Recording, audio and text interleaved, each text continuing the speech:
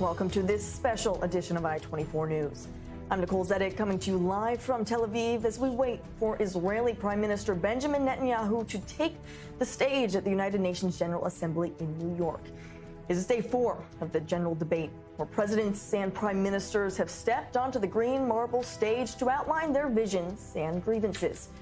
Again and again, the war in Gaza, the humanitarian toll, and calls for Palestinian statehood have dominated the conversation. The October 7th Hamas massacre seems to be far from world leaders' minds. Today, Netanyahu steps into that arena, seeking to defend Israel's actions and challenge a growing movement in Europe to formally recognize a Palestinian state. Netanyahu's speech comes at a moment of mounting international pressure and heightened security, or scrutiny of Israel's future path. While this speech is to a worldwide audience, it's mainly for domestic consumption and not just Israelis. The Prime Minister's office ordered the army to put loudspeakers on the border with Gaza to project his speech to the residents of the Strip. Now, this has never happened before, and it is already gaining condemnation from both the families of soldiers and the families of hostages, stating if a message is going to broadcast across Gaza, at least let the hostages hear their loved one's voice. We're going to be discussing this further in the show, but first, we want to go straight to New York for the latest. That's where I-24 News senior U.S. correspondent Mike Wagenheim is live at the United Nations headquarters in New York. And Mike, a day many people in Israel have been waiting for Netanyahu. He is known for these memorable speeches at the United Nations. We're not sure other world leaders will necessarily be listening, as some of them tend to walk out. But truly, what should we expect today, Mike? Likely a prime minister that's going to come out swinging. I think Netanyahu is on the defensive right now, pushed back by the recognition of Palestinian statehood by 8 additional countries this week, pushed back by Donald Trump, who announced yesterday that he would not approve or sanction any application of sovereignty over Judea and Samaria, the West Bank. And Netanyahu seems to be on his heels a bit. In addition to that, Ahmed al-Sharaa, the Syrian president, who Netanyahu has shown consternation toward, certainly was accepted warmly here throughout the halls of the United Nations this week and in the surrounding diplomatic events. And that gives Netanyahu less leverage, I would think, over Syria and any kind of deal that might be forthcoming. So not a whole lot of victories so far here for Netanyahu. When that happens, typically for Netanyahu, it means he comes out swinging, comes out aggressive. And I expect a pushback today against not only the Palestinian Authority and obviously Hamas, but also what he will likely label their fellow European states in complicity with the Palestinian Authority and with Hamas, saying that the recognition of Palestinian statehood goes against a path for peace. And he'll make his point as well on the Iran front, which is one of the few areas where he can actually claim victory this week. It appears snapback sanctions will be implemented within the next 24 hours against Iran, but more of a regional vision that Netanyahu has gone after time and time again here in these UN General Assembly speeches, an outlook for where Israel could be regionally integrated if only X, Y, and Z will happen. Well, X, Y, and Z has varied throughout the years. Iran has always been a component of that, but it'll be interesting. I think that's the wild card this year, is what kind of vision Netanyahu will actually lay out in order to get to that regional integration that he's made a point of speaking about in these speeches year after year after year. That, I think, was going to be the wild card, but definitely so. I would imagine Netanyahu is going to come out aggressively against European states and against others that have labeled Israel a genocidal state, that have labeled Israel in other ways as a state that's committing crimes throughout this war against Hamas. And Mike, this is all inside the United Nations headquarters. What about outside in the streets of New York? Demonstrations, protests expected as the Prime Minister takes to the address at the General Assembly? Yeah, we'll give you a little bit of a look behind us here. Difficult to see all the way in the distance, but along there, along First Avenue, and behind that, along Second Avenue, behind those buildings you see there, are demonstrations that are happening as of about 20 minutes from now. There's a Hostages and Families Forum, a protest that's supposed to happen to try to garner more attention for the plight of the hostages there in Gaza. Some members of that forum want to apply more pressure to Prime Minister Netanyahu himself to get a deal done. done. So that's happening just a few blocks away here in about 20 minutes' time, coinciding with the start of Prime Minister Netanyahu's speech. There's also a counter-protest going on as well from more left-wing progressive groups, again, labeling Netanyahu a committer of genocide and to call for his arrest here on the streets of New York. All right, Mike Wagenheim, we will certainly be coming back to you in New York for more updates later in the broadcast, as you'll be covering everything that's happening right there as Netanyahu takes to the stand. Thank you very much. And with me in studio for this special broadcast is our I-24 News senior diplomatic correspondent Owen Alterman, as well as our I-24 News host and senior correspondent Ellie Hockenberg. Thank you both for being with us. These are familiar faces to everyone who is watching us right now. And Ellie, I want to begin with you. Can you count the amount of UN General Assemblies we've covered? This is, but maybe you 7, yourself, 8, 9. have actually covered them not only here at the I-24 News studios, but in New York itself. And so I'm curious for you, as you're looking after the years have passed, anything different this year actually being here and covering it versus when you were in New York yourself? You know, that's a good question. What has changed? What is still very much the same? I think that the final tweaks, and we're getting some intelligence from from where Netanyahu is currently at. Still some final tweaks to the speech. We always await with great anticipation to the shticks and tricks, the gimmicks, right? The maps, Netanyahu, the diagrams. And there's always something, and if we may, Netanyahu is somewhat spearheading this type of public diplomacy, using all those props, etc. Others followed suit, unfortunately, also countering Israel as early as this past week, or most recently this past week, the Iranian president using props again to counter the Israeli narrative.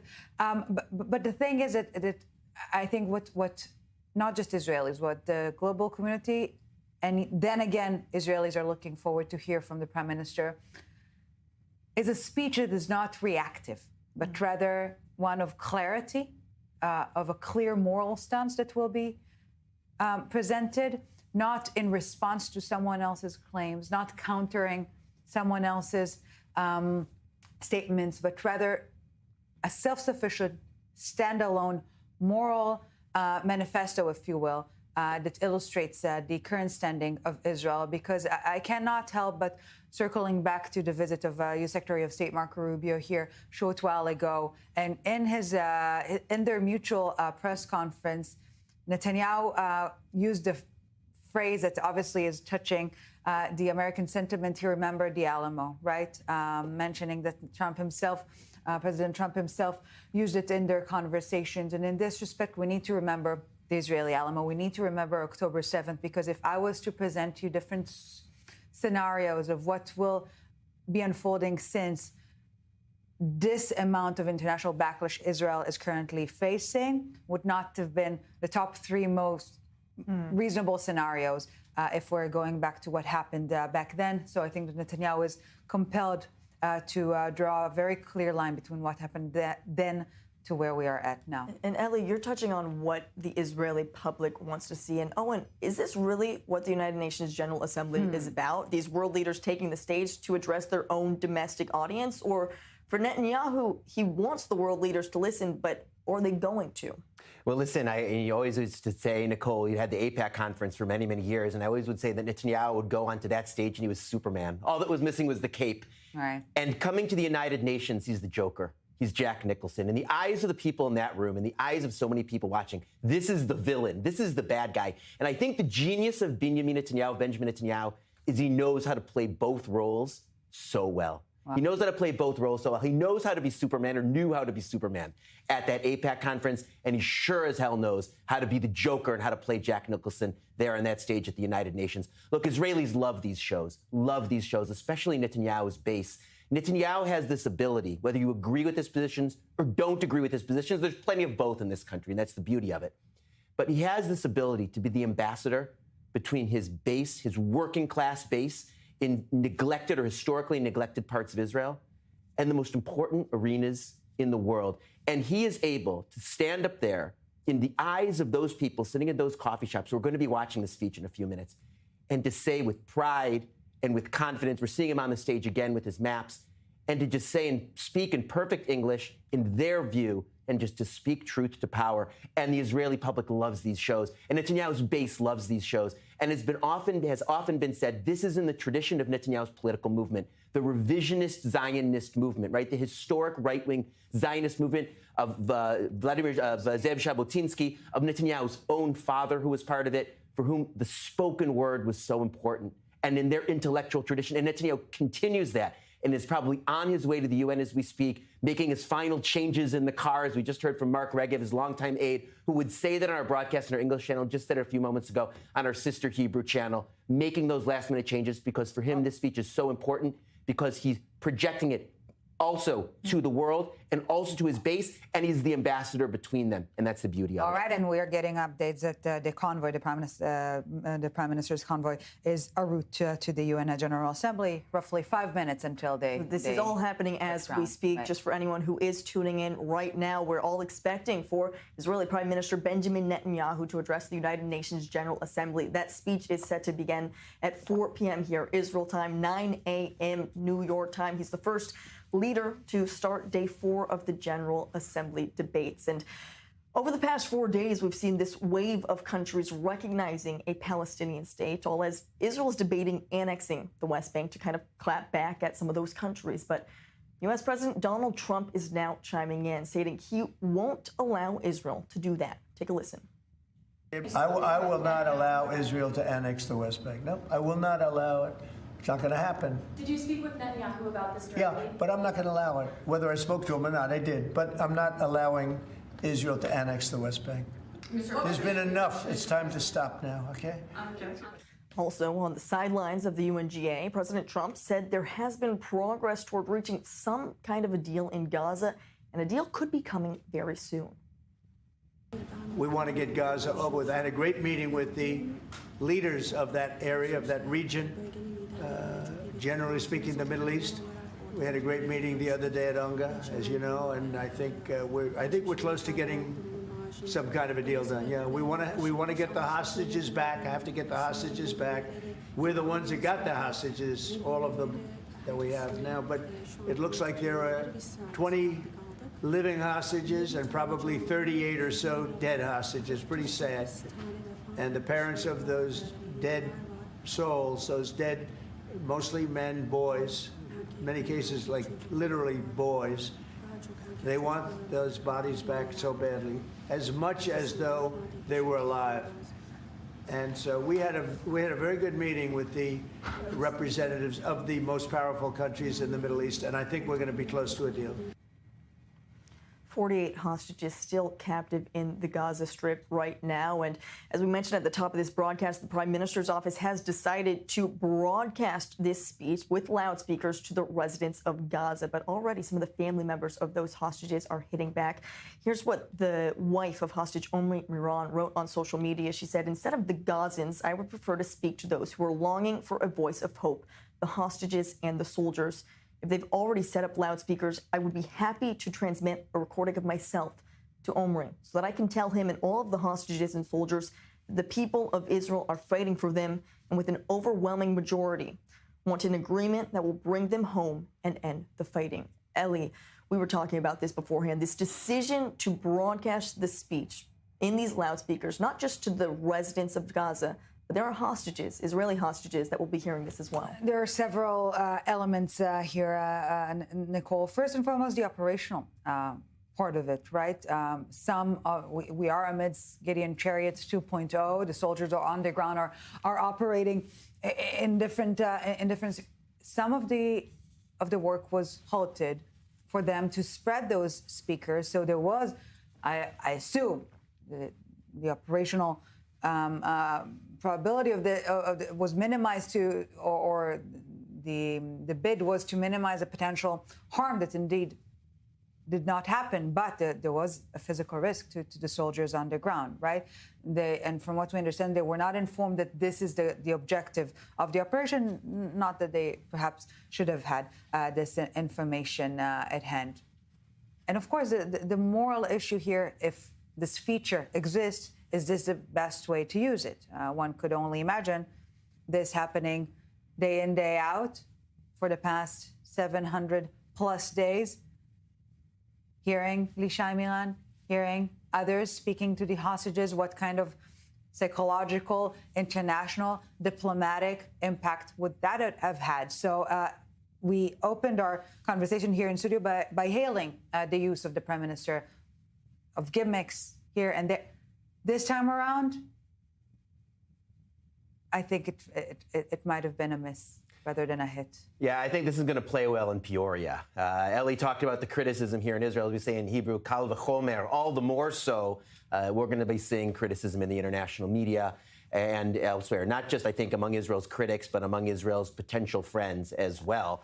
Obviously, the criticism about the operational side. Of course, if even one hostage hears the speech, Nicole, Ellie, I think it will have been worth it. But given the fact that the loudspeakers are there and the hostages' captors know about them, one would imagine that even that benefit we won't get, and we'll simply have to eat the cost. And I think my fear is that these pictures and that this story could potentially dominate any of the messages that the Prime Minister worked so hard on and is working so hard on to bring onto that stage, where he does, for those 15 minutes, or let's admit probably a little bit more, where he does have full control of the message.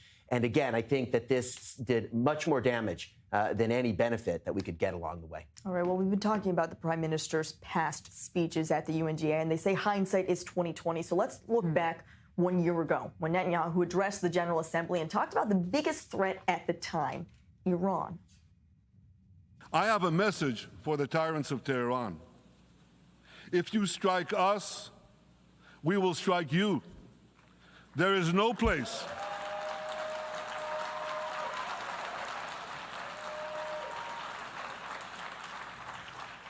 There is no place in Iran that the long arm of Israel cannot reach.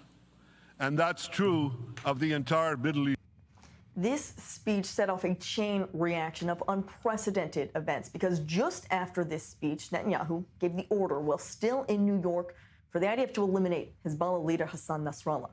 As Lebanon was in chaos, Syria soon collapsed too with the fall of Bashar al-Assad. And as the Iranian proxies collapsed in the region, fast forward just a few months, and Israel took the opportunity to strike Iran itself. Owen, was that only a year ago? It was only Was that only a year ago? I remember coming out of the studio from the broadcast on our Hebrew channel of Netanyahu's speech and then getting the news of Nasrallah as it started to dribble in. I can't believe that was only a year ago. So much has happened. But I want to go back to the rhetoric there because it goes back to something I was saying before, Nicole. Just look and listen to the body language and the language itself there, the defiance, the confidence, the perfect English of Benjamin Netanyahu. What does that mean to his working class base sitting in Dimona, or not sitting in Kiryat Shmona at the time on the northern border, but now having come back because of all that's happened in the last year? In Sderot, near Gaza, some of those had actually also come back by then. But his voters sitting there at home, watching that on the TV, their prime minister, their leader, the one who knows how to come to their coffee shops and their markets, of course, mostly during election season, but at any rate, going there on the most important stage in the world and in perfect English, looking straight out in his eye and saying with confidence and with defiance, again, as the Joker in the eyes of the people in that room, think of the power of that message, and you can understand, Nicole, why this speech is such an important date on the Israeli calendar. In other countries, leaders' speeches at the UN fly underneath the radar screen. Donald Trump found a way to get headlines out of his this year, but most American presidents don't. I wonder if British TV did a special broadcast for Keir Starmer's speech at the UN, or even if French TV did a special broadcast for Emmanuel Macron's. But in Israel, every channel is on this in Hebrew media, including our Hebrew channel, because this is an important event to Israelis, because it means something to Israelis, because people love this, and it's important to them. And you're right, here, it had added significance because of the context and because something we couldn't have possibly known then, which was going to come next. We only know that now, 1 year later. Well, it's not only what happens during the speech, but it's what comes after. Last year was a perfect example of that. And the year before, too, I want to remind our viewers, the year before that was when Netanyahu took also to the stage and talked about the Abraham Accords, stating Saudi Arabia was going to be next. Well, just 2 weeks after that, the October 7th Hamas massacre happened. And so, Ellie, when you look back at this, it's not just what happens today, it's the chain reaction of what could come from today. 100%. And in this respect, again, I think that in order to understand the low, we need to take a look up and at the Netanyahu's plane made in order to get to the UN. And yet again, I say it with wonder. 2 years after October 7th. Who would have thought that it was the Israeli prime minister will have to take a detour in order to get to the UN General Assembly and not essentially every single other leader, right? And in this respect, Netanyahu's bid or perception was to shift the paradigm from the 2002 Saudi peace initiative. It's not peace with the Palestinians first or the Palestinian issue first and then all the rest, but to turn it around. First, step by step, normalization, prosperous Middle East, and then at the very end, the Palestinian cause. And for a few years, the paradigm was indeed changed. We saw that happening, materializing in the form of the Abraham Accords. And then October 7th happened, and everything changed again.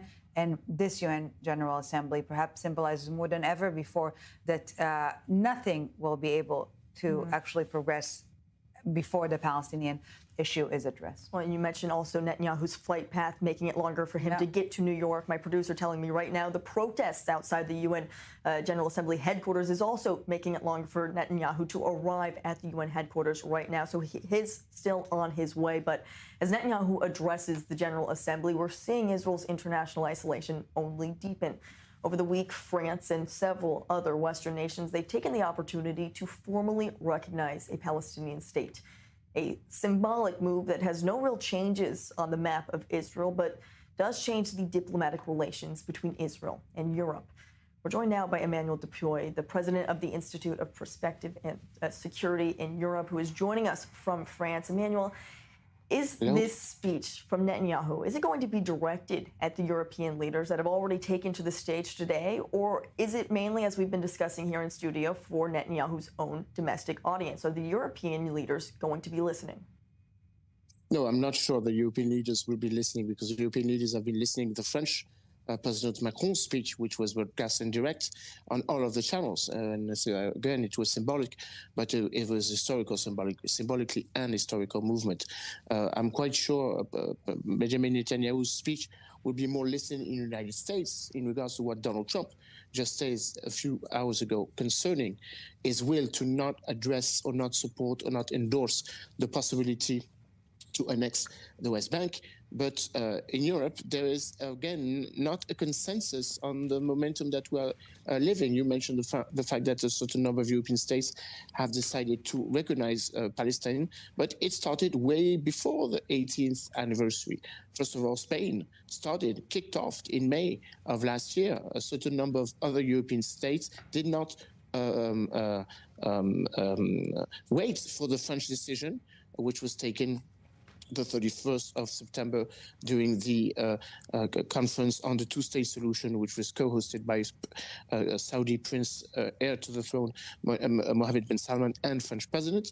And of course, a certain number of European states are still reluctant and have not decided to follow the French decision, which is the case of Italy, which is the case of Germany, which is the case of Hungary, which is they decided to stand very strongly in regards to the position of Israel, and Czech Republic, which abstained to sustain the decision to recognize Palestine during the last United Nations General Assembly vote 2 weeks ago, but which this time decided to not follow and not endorse the French position. So there's not a united European position. Only half of the 27 states have decided to recognize Palestine. And if there's not this united European position, what should the message Netanyahu have be when he gets up on that stage today? If he can try and unite Europe to be more so-called allies to Israel, is there anything Netanyahu can do when he addresses these world leaders to get them more on his page? Well, I think Netanyahu will do the contrary. I think Benjamin Netanyahu will work on the division amongst Europeans and not to reunite the Europeans on a common position. And this is absolutely his geopolitical interest. He will have the necessity to cluster and to divide, not only because there is a weakening of the French president's position inside European leadership, but because there has been some differences of approach concerning the conditionalities of the recognition of Palestine.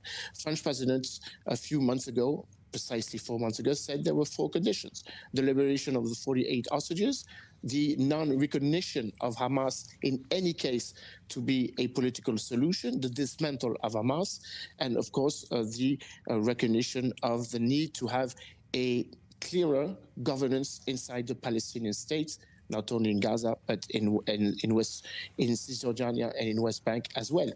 Some of the European countries have still this conditionality. For example, France was very disappointed to see that Prime Minister Keir Starmer did not push on the French position, but decided to initiate before the French position the recognition of Palestine in a sort of a Commonwealth momentum, liaising the Canadian position, the Australian position, and the British position. As I mentioned, Chancellor Merz did not even come to the United Nations General Assembly and did not address, or will not be addressing on behalf of Germany, the position of his state. And as I mentioned, Giorgia Meloni, a few hours ago, when she took the stage, had a very harsh and very hard condition, saying that before recognizing Palestine, there need to be the liberation of the hostages, and of course the absolutely dismantle of Hamas and the demilitarization of the Palestinian state. Again, these are not positions that France will be willing to hear. So Benjamin Netanyahu may be addressing the population inside France, which is not totally on the same path as President Emmanuel Macron, and this is a very important milestone. There are some of these divisions in Europe rather than the common ground. Emmanuel Dupuy, thank you very much for joining us from France. As we do wait for Prime Minister Benjamin Netanyahu to take to the General Assembly, we are going out for a very quick break here on I-24 News. But when we come back, we're hoping that the Prime Minister will be arriving at the halls of the United Nations headquarters. Just a 3-minute break, and we will be right back here on I-24 News. Stay with us.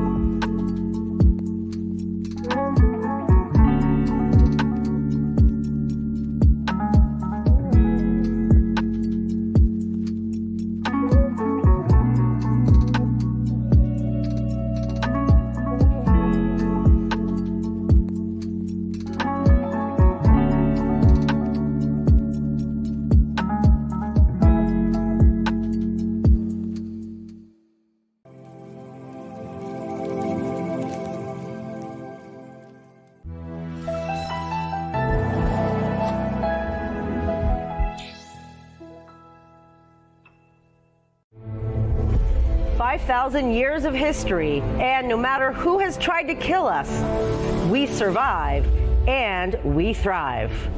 Every week we'll bring you the latest Jewish news from around the world. The good, the bad, the ugly, and the magnificent. Join us every Monday and Wednesday for Jewish World Weekly. The 7th of October set in motion a chain of events. Today, Israel's enemies are severely weakened, but not defeated, and the balance of power is shifting. This region never rests. And for its own survival, Israel needs to keep its finger on the pulse. If you want to better understand, if you want to hear voices you won't hear elsewhere, then tune in daily to Middle East Now on I-24 News. How do you get your news? How do you know what sources to trust? And to paint a clear picture of the entire story, you need a breakdown of the constant stream of events, top stories, expert analysts, and the best journalists bringing you real voices on the ground. We're breaking it all down on The Rundown. Get the facts, stay informed, and be a voice of reason for the Middle East.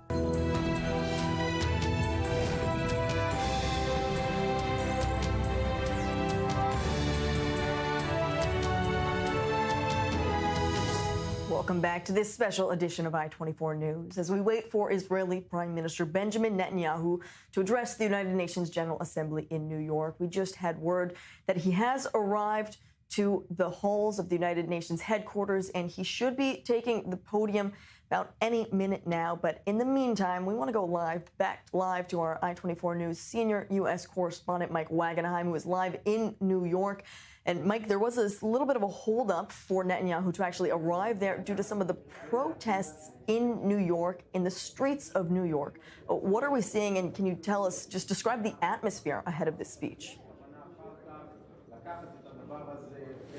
Again, we're positioned here within the United Nations headquarters itself, just outside the General Assembly Hall, so a world away, seemingly, at least physically, from the protests that are happening outside. And certainly, word gets out quickly, and then Netanyahu tends to stay in the same hotel when he's here in New York. So everybody understands the route that he takes here, and so protesters pick their spots along the way. It's not to say there's not a massive police presence here. There certainly is. The NYPD, the Secret Service, the UN Diplomatic Protective Service as well. So there's no danger per se, but still roadblocks can be set up by protesters. They can get in the way, so on and so forth. And so a more circuitous route, brain freeze here, taking place amongst the Prime Minister's motorcade this morning to try to get around those protests to avoid any potential obstacles along the way here. And so it took him a little bit outside his normal path, much like the flight that took him outside his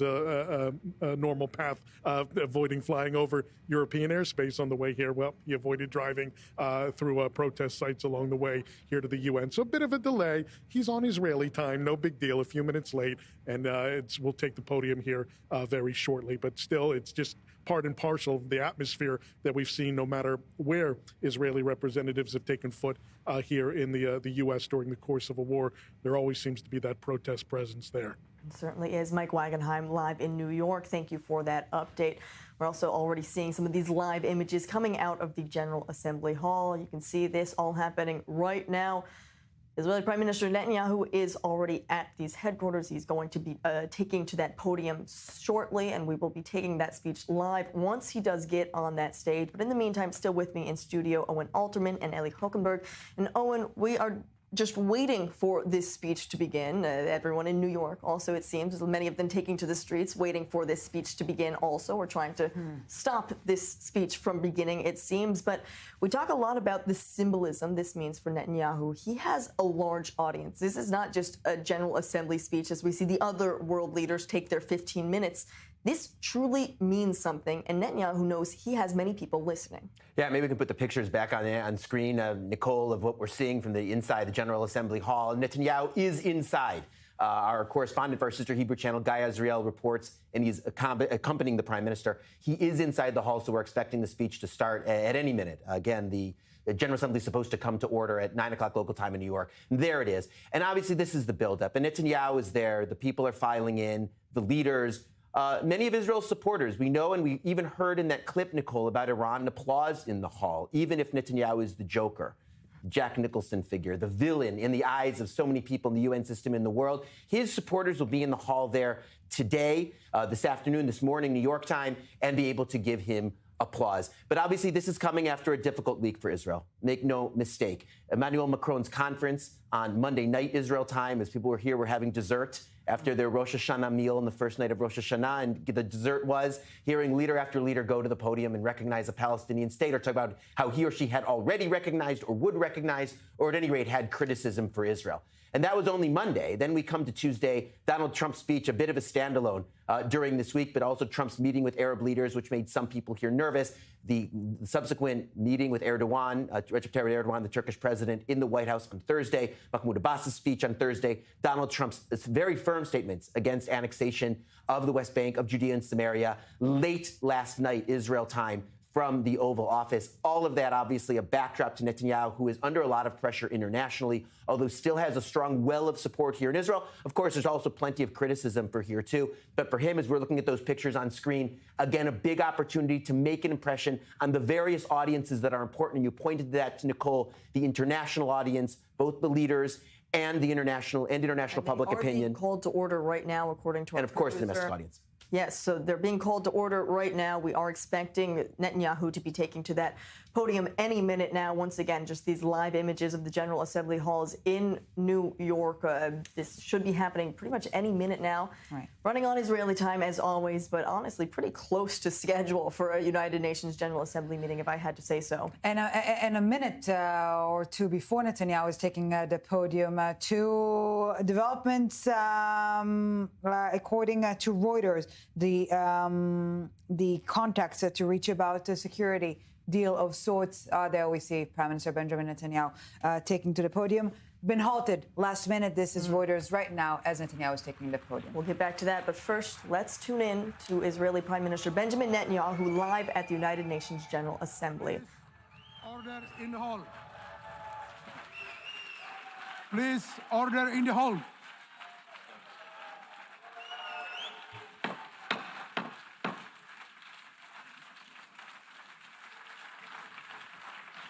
Please, order in the hall.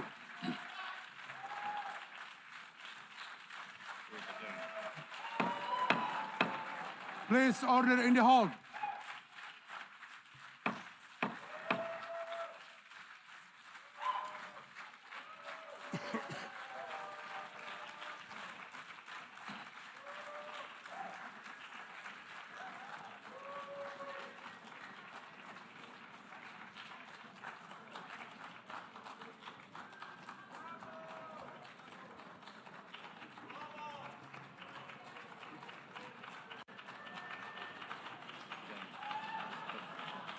Please order in the hall and please be seated.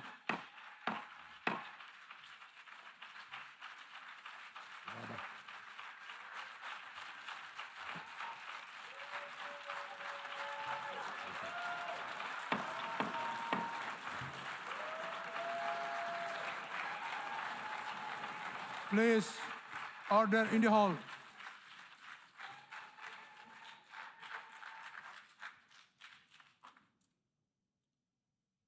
Mr. President,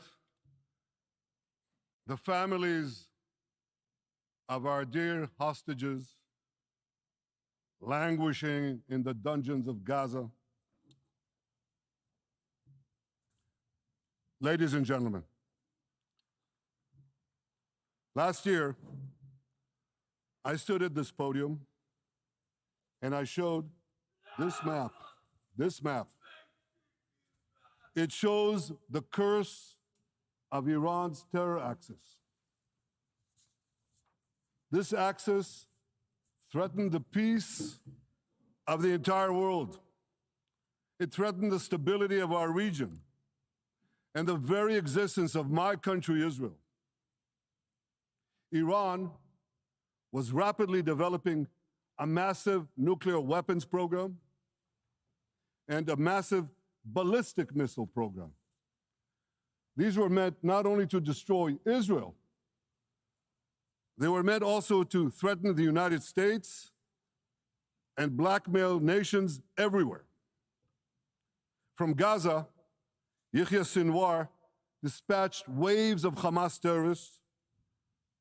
They stormed into Israel on October 7th and committed acts of unspeakable savagery. From Lebanon, Hassan Nasrallah had launched thousands of missiles and rockets at our cities, terrorizing our citizens. In Syria, the murderous dictator Assad hosted Iran's forces, tightening a noose of death around our throats. In Yemen, the Houthis launched ballistic missiles at Israel while choking global trade at the mouth of the Red Sea. So what's happened over the past year? We've hammered the Houthis, including yesterday. We crushed the bulk of Hamas's terror machine. We crippled Hezbollah, taking out most of its leaders and much of its weapons arsenal. You remember those beepers, the pagers? We paged Hezbollah. And believe me, they got the message. And thousands of terrorists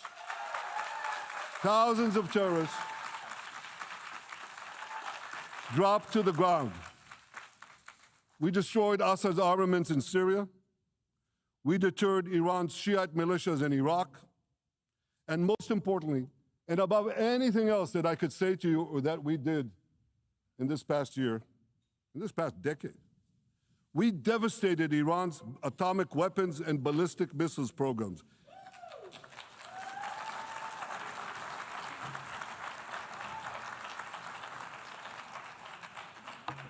So here's where things stand today. Half the Houthi leadership in Yemen, gone. Yahya Sinwar in Gaza, gone. Hassan Nasrallah in Lebanon, gone. The Assad regime in Syria, gone. Those militias in Iraq, well, they're still deterred. And their leaders, if they attack Israel, will also be gone. And for Iran's top military commanders and its top atomic bomb scientists, well, they're gone too.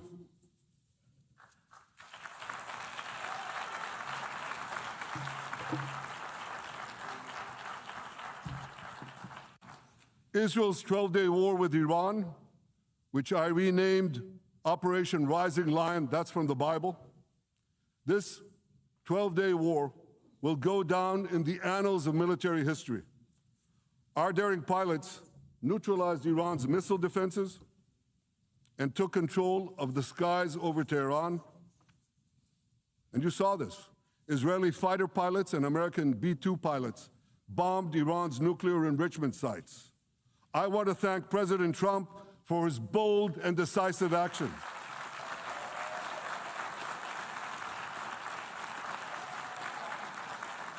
President Trump and I promised to prevent Iran from developing nuclear weapons, and we delivered on that promise.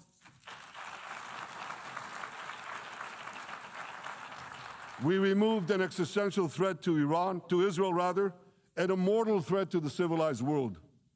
We lifted a dark cloud that could have claimed millions and millions of lives. But, ladies and gentlemen, we must remain vigilant. We must remain absolutely clear-minded and vigilant. We must not allow Iran to rebuild its military nuclear capacities.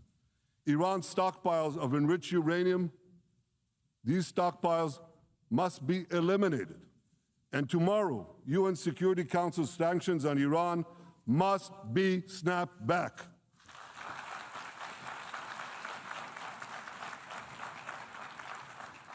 Thanks to the resolve of our people, the courage of our soldiers, and the bold decisions we took, Israel rebounded from its darkest day to deliver one of the most stunning military comebacks in history.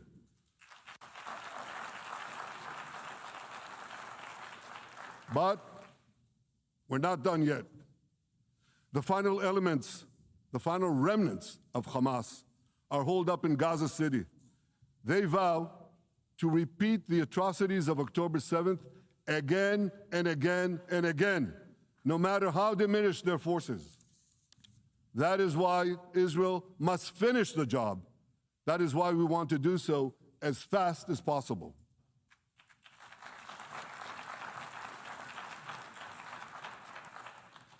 Ladies and gentlemen, much of the world no longer remembers October 7th. But we remember. Israel remembers October 7th. On that day, well, I'll tell you, you can remember October 7th too. You see this large pin here? It's a QR code.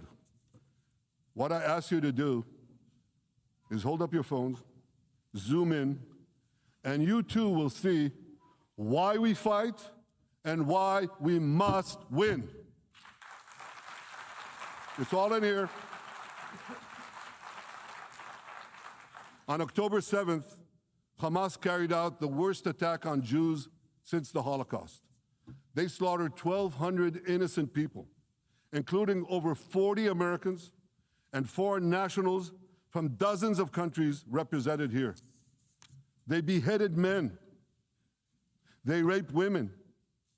They burnt babies alive. They burnt babies alive in front of their parents. What monsters. And these monsters took more than 250 people hostage. And those included Holocaust survivors, grandmothers and their grandchildren. Who takes hostage grandmothers and grandchildren? Hamas does. So far, we've brought home 207 of these hostages, but 48 still remain in the dungeons of Gaza. 20 of them are alive, starved, tortured, deprived of any daylight, deprived of humanity. These are the names of the 20 living hostages.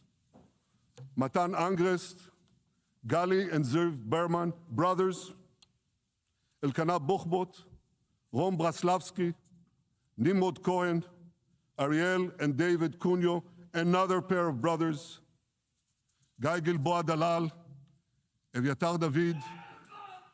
You saw the picture of Eviatar David, emaciated, forced to dig his own grave. Maxim Herkin, Eitan Horn, Segev Kalfon, Bar Kupperstein, Omri Meran, Eitan Moore, Yosef Chaim Ochana, Alon Ohel, Avinatam Or, and Matan Tsengarker. Now, ladies and gentlemen, I want to do something I've never done before. I want to speak from this forum directly to those hostages through loudspeakers. I've surrounded Gaza with massive loudspeakers connected to this microphone in the hope that our dear hostages will hear my message. And I'll say it first in Hebrew and then in English. Achenu הגיבורים, מדבר ראש הממשלה בנימין נתניהו.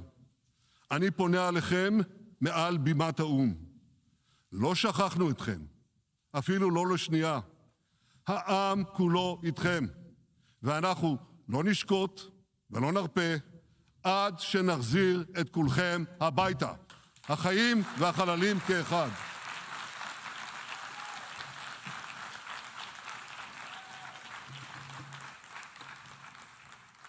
Our brave heroes.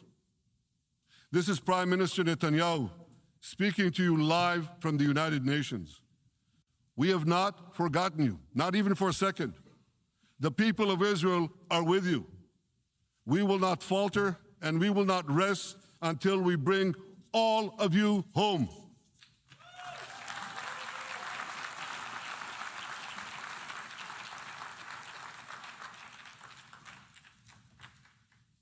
Ladies and gentlemen, thanks to special efforts by Israeli intelligence, my words are now also being carried. They're streamed live to the cell phones of Gazans.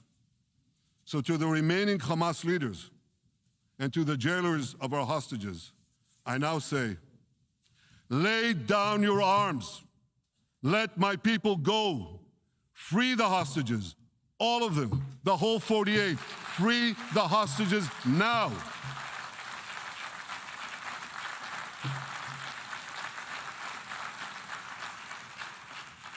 If you do, you will live. If you don't, Israel will hunt you down. Ladies and gentlemen,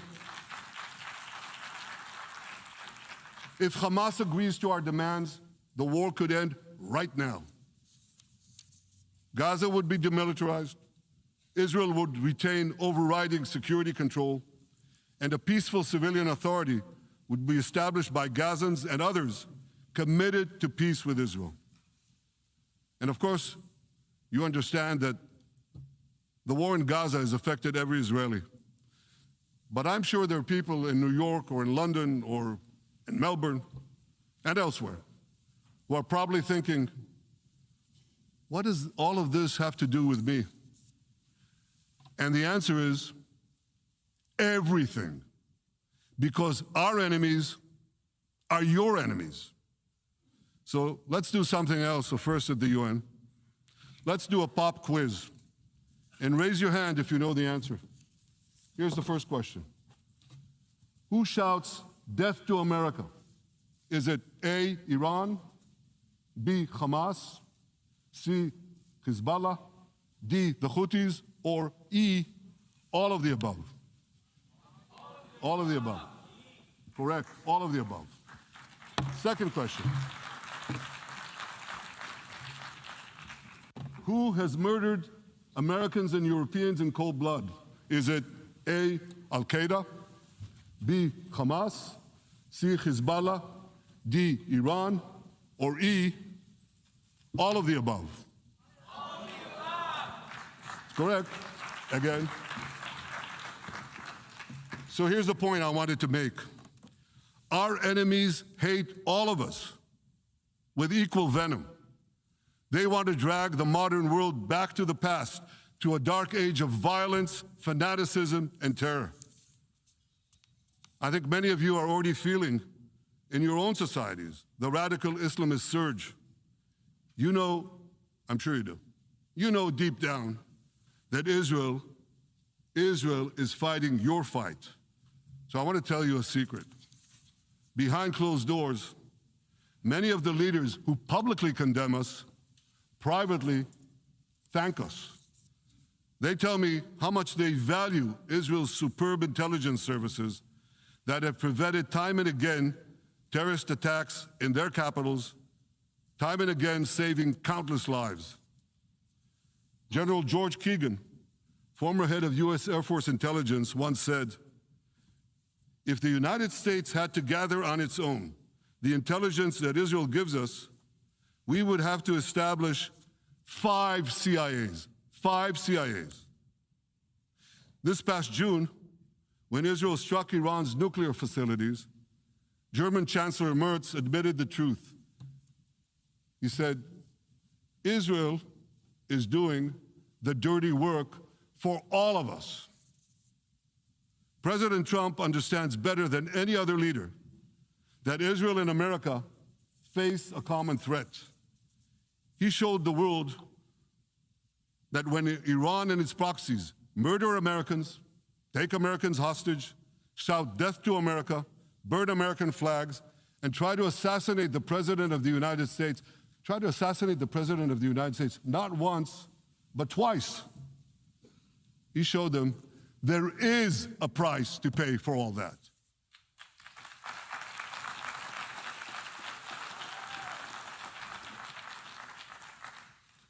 But regrettably, many leaders who are represented in this hall, they send a very different message. Sure, in the days immediately following October 7th, many of them supported Israel. But that support quickly evaporated when Israel did what any self-respecting nation would do in the wake of such a savage attack. We fought back. Now just imagine, just sit back for a second and imagine an attack against America proportioned to the attack against Israel on October 7th. Imagine a regime, a terror regime, dispatching thousands of terrorists to invade the United States. They massacre 40,000 Americans. They take 10,000 Americans hostage. What do you think America would do? You think America would leave that regime standing? You don't think that. No way, not a chance. The United States would wipe out that terror regime and ensure that such savagery would never threaten America again. This is precisely what Israel is doing in Gaza. We're wiping out the terror regime of Hamas and ensuring that this savagery will never threaten Israel again. That's what we are doing. That's what any self-respecting government would do.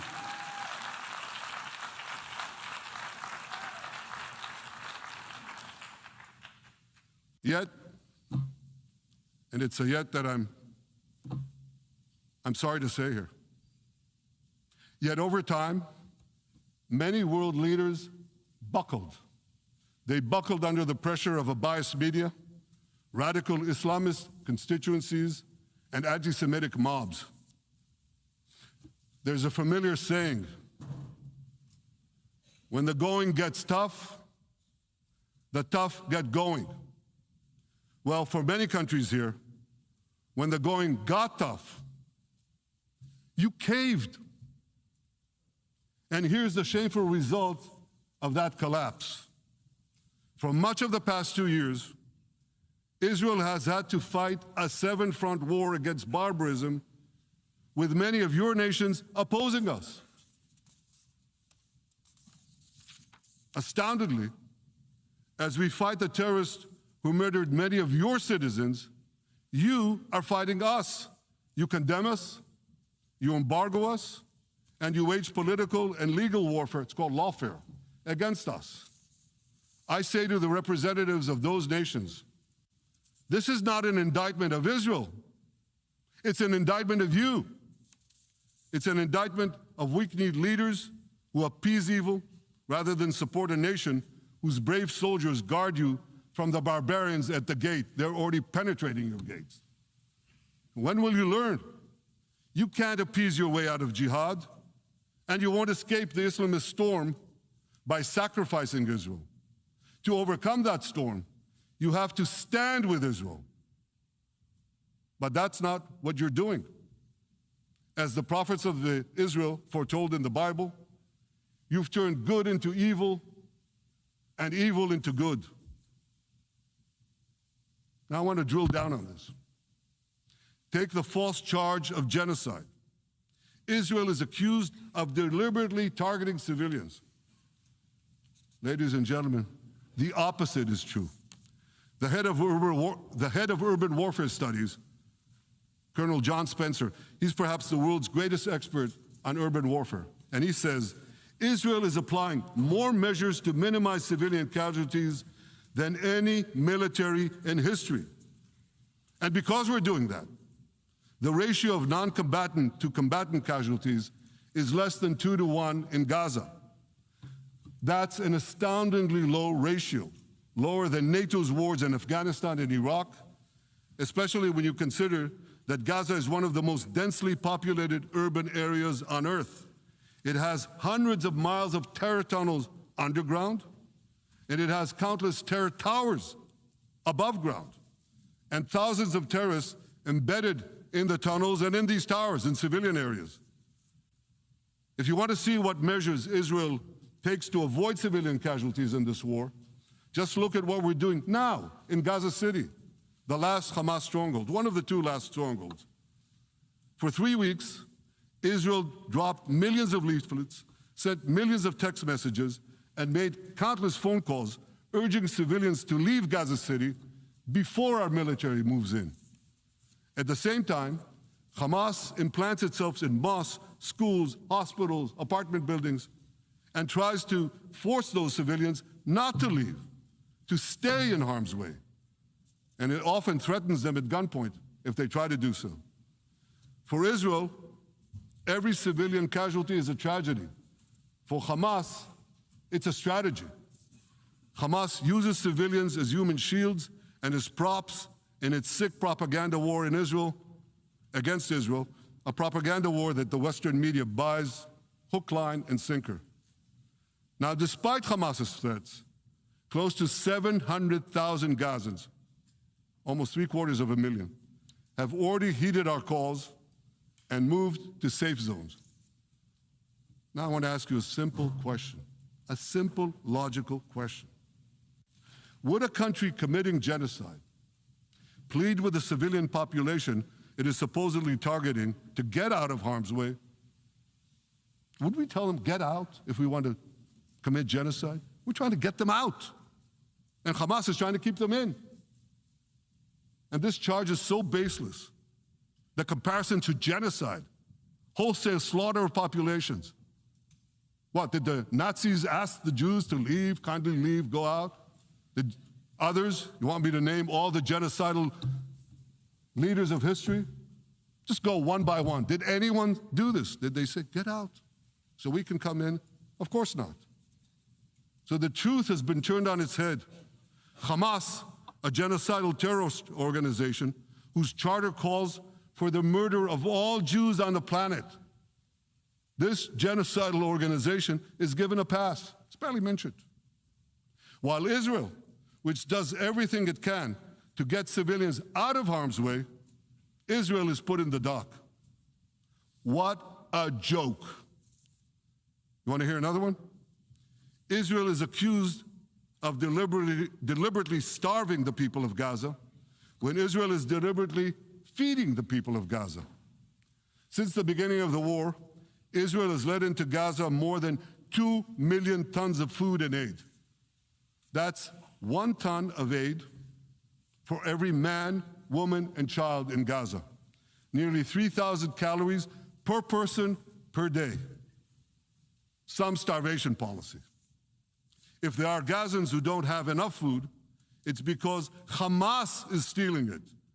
Hamas steals it, hoards it, and sells it at exorbitant prices to fight its war machine. Last month, even the UN, not exactly a supporter of Israel. You're supposed to laugh, by the way. Last month, even the UN admitted that Hamas and other armed groups looted 85% of the trucks. That's why you have deprivation. Those who peddled the blood libels of genocide and starvation against Israel are no better than those who peddled blood libels against the Jews in the Middle Ages when they falsely accused us of poisoning wells, spreading plague, and using the blood of children to bake Passover matzahs. Anti-Semitism dies hard. In fact, it doesn't die at all. It just keeps coming back with its libelous lies, refurbished, regurgitated over and over again. And I want to tell you something else. These anti-Semitic lies, they have consequences. In recent months, Jews have been assaulted in Canada, Australia, Britain, France, the Netherlands, and elsewhere. Here in America, an elderly Holocaust survivor was burned to death in Colorado. And a beautiful young couple from the Israeli embassy in Washington was brutally gunned down right in front of the Holocaust Museum there. Thankfully, President Trump's administration is forcefully fighting the scourge of anti-Semitism, and every government here should follow its lead. But instead, many do the opposite. They actually reward the worst anti-Semites on earth. This week, the leaders of France, Britain, Australia, Canada, and other countries unconditionally recognized a Palestinian state. They did so after the horrors committed by Hamas on October 7th.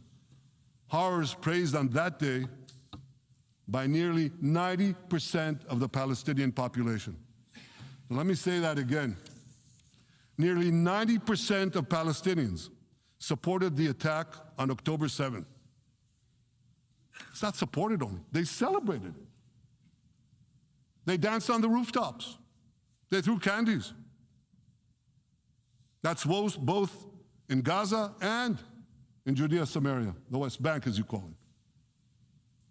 And it's just the way they celebrated another horror, 9/11. They danced on the rooftops.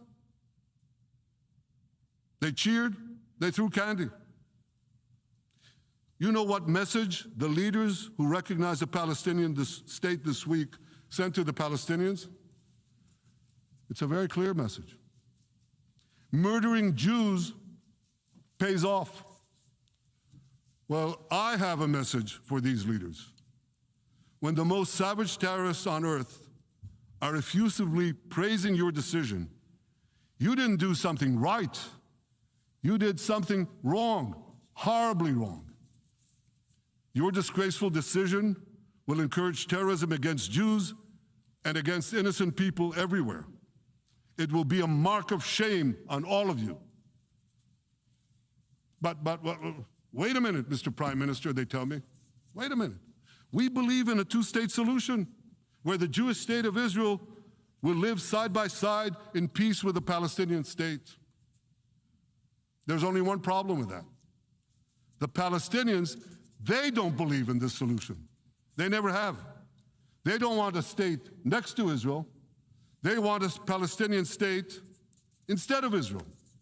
And that's why every time they were offered a Palestinian state, but were required to end the conflict with Israel and recognize a Jewish state, every time, over the decades, they turned it down. And that is why every time they were given territory, they used it to attack us. In fact, they effectively had a Palestinian state in Gaza. So what did they do with that state? Peace? Coexistence? No. They attacked us time and time again. Totally unprovoked. They fired rockets into our cities. They murdered our children. They turned Gaza into a terror base from which they committed the October 7th massacre. So here's the uncomfortable truth. The persistent Palestinian rejection of a Jewish state in any boundary is what has driven this conflict for over a century. It is still driving it. It's not the absence of a Palestinian state.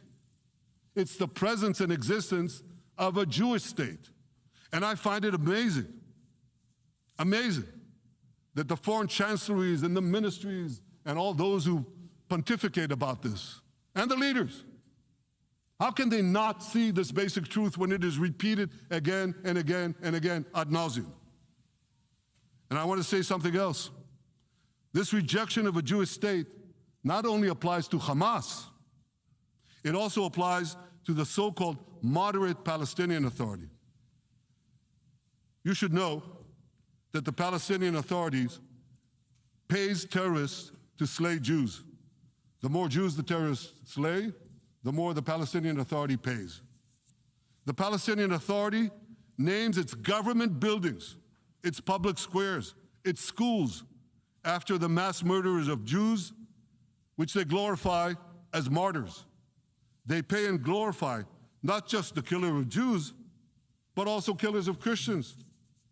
Christians like Taylor Force, an American veteran who was brutally murdered in Israel by Palestinian terrorists. But, that I hear from the Western leaders. They tell me, the PA promised us it will reform. And I know this time, Prime Minister, it will be different. Yeah, right. We've heard these promises for decades. They always promise. They never deliver. Because you see, the Palestinian Authority is corrupt to the core. They haven't held elections in 20 years. They use the same textbooks as Hamas, exactly the same textbooks. They teach their children to hate Jews and destroy the Jewish state. And Christians don't fare much better. When Bethlehem, the birthplace of Jesus, was under Israeli control, 80% of its residents were Christians. But since the PA took control, that number has dwindled to under 20%. These are the people you want to give a state to? What you're doing is giving the ultimate reward to intolerant fanatics who perpetrated and supported the October 7th massacre. Giving the Palestinians a state 1 mile from Jerusalem after October 7th is like giving Al-Qaeda a state 1 mile from New York City after September 11th. This is sheer madness. It's insane, and we won't do it.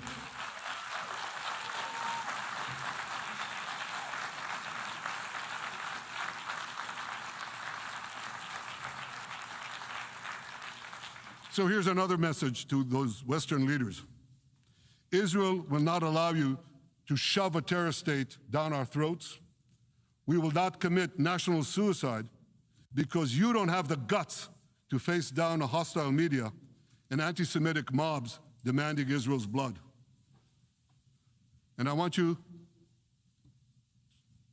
to grasp something else, which is also distorted in the media. I say this not only in my name or the name of my government, but on behalf of all the people of Israel. Last year, there was a vote in the Knesset, our parliament, whether or not to oppose the imposition of a Palestinian state. You want to guess what the results were? Out of 120 members of our parliament, 99 voted against and only 9 supported. That's over 90%. It's not a fringe group. It's not the prime minister who himself is extreme or he's held hostage by extreme parties to his right. It's over 90% of Israelis.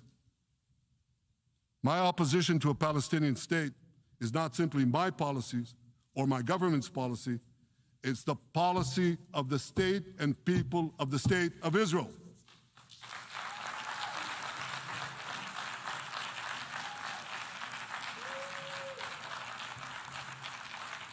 Western leaders may have buckled under the pressure. And I guarantee you one thing, Israel won't. Israel's victories over the Iranian... Thank you, I know you won't too, that's good. Israel's victories over the Iranian terror axis have opened up possibilities for peace that were unthinkable 2 years ago. Take Syria. For decades, the very idea of peace between Israel and Syria seemed unimaginable. Well, no more. Today, we have begun serious negotiations with the new Syrian government.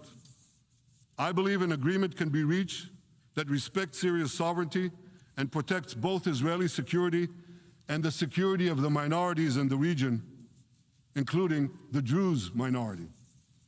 From the founding of Israel, Jews and Druze have been brothers in arms. We have fought together, we've bled together, we built our lives together. When I was a young commander in Israel's Special Forces, my own life was saved by the invaluable advice given to me by a great friend, Salim Shufi, a heroic Druze IDF veteran. And that's why I couldn't sit idly by, nor could Israel sit idly by, while the Druze were being slaughtered by jihadists.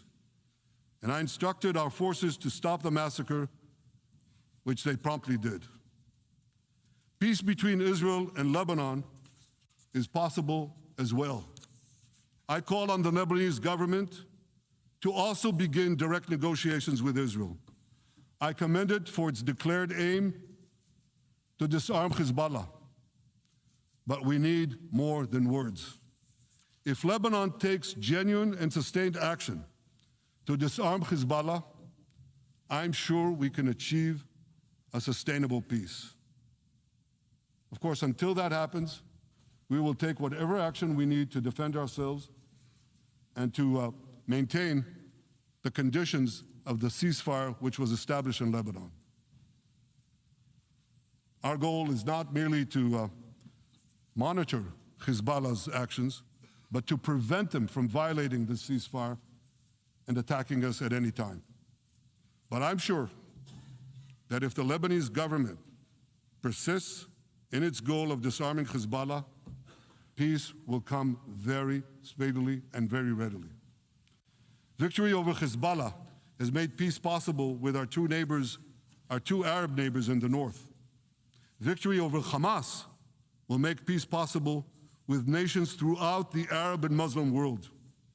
Our victory would lead to a dramatic extension and expansion of the historic Abraham Accords, which President Trump brokered between Arab leaders and myself 5 years ago.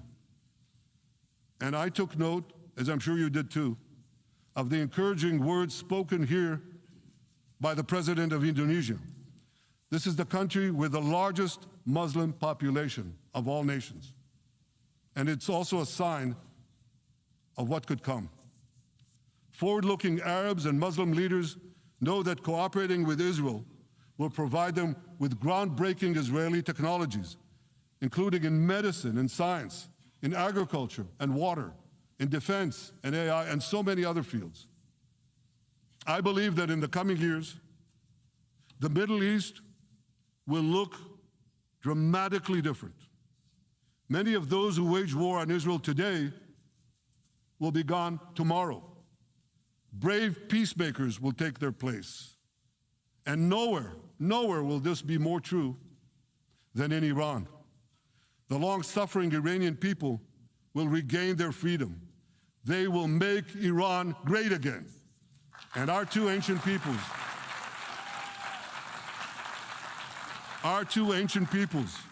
the people of Israel and the people of Iran, will restore a friendship that will benefit the entire world. Ladies and gentlemen, the horrors that happened on one dark day, October 7th, those horrors happened countless times during the centuries of my people's exiles among the nations. Jewish blood was cheap. Jews were killed with impunity. We had to beg others to defend us. The rise of Israel did not mean that the attempts to destroy us would end. It meant that we could fight back against those attempts. And that is exactly what Israel has done since October 7th. Our sons and daughters fought like lions. Our brave soldiers donned their uniforms and rushed into battle. They were armed with the dreams of the 100 generations of Jews who came before them. The dream of living as a free people in the land of Israel, our beloved homeland for more than 3,000 years. The dreams of living in our own independent state. The dream of having an army to defend ourselves. And the dream of being a light unto the nations, a beacon of progress, ingenuity, innovation, for the benefit of all humanity. On October 7th, the enemies of Israel tried to extinguish that light. 2 years later, the resolve of Israel and the strength of Israel burned brighter than ever. With God's help, that strength and that resolve would lead us to a speedy victory and to a brilliant future of prosperity and peace. Thank you very much.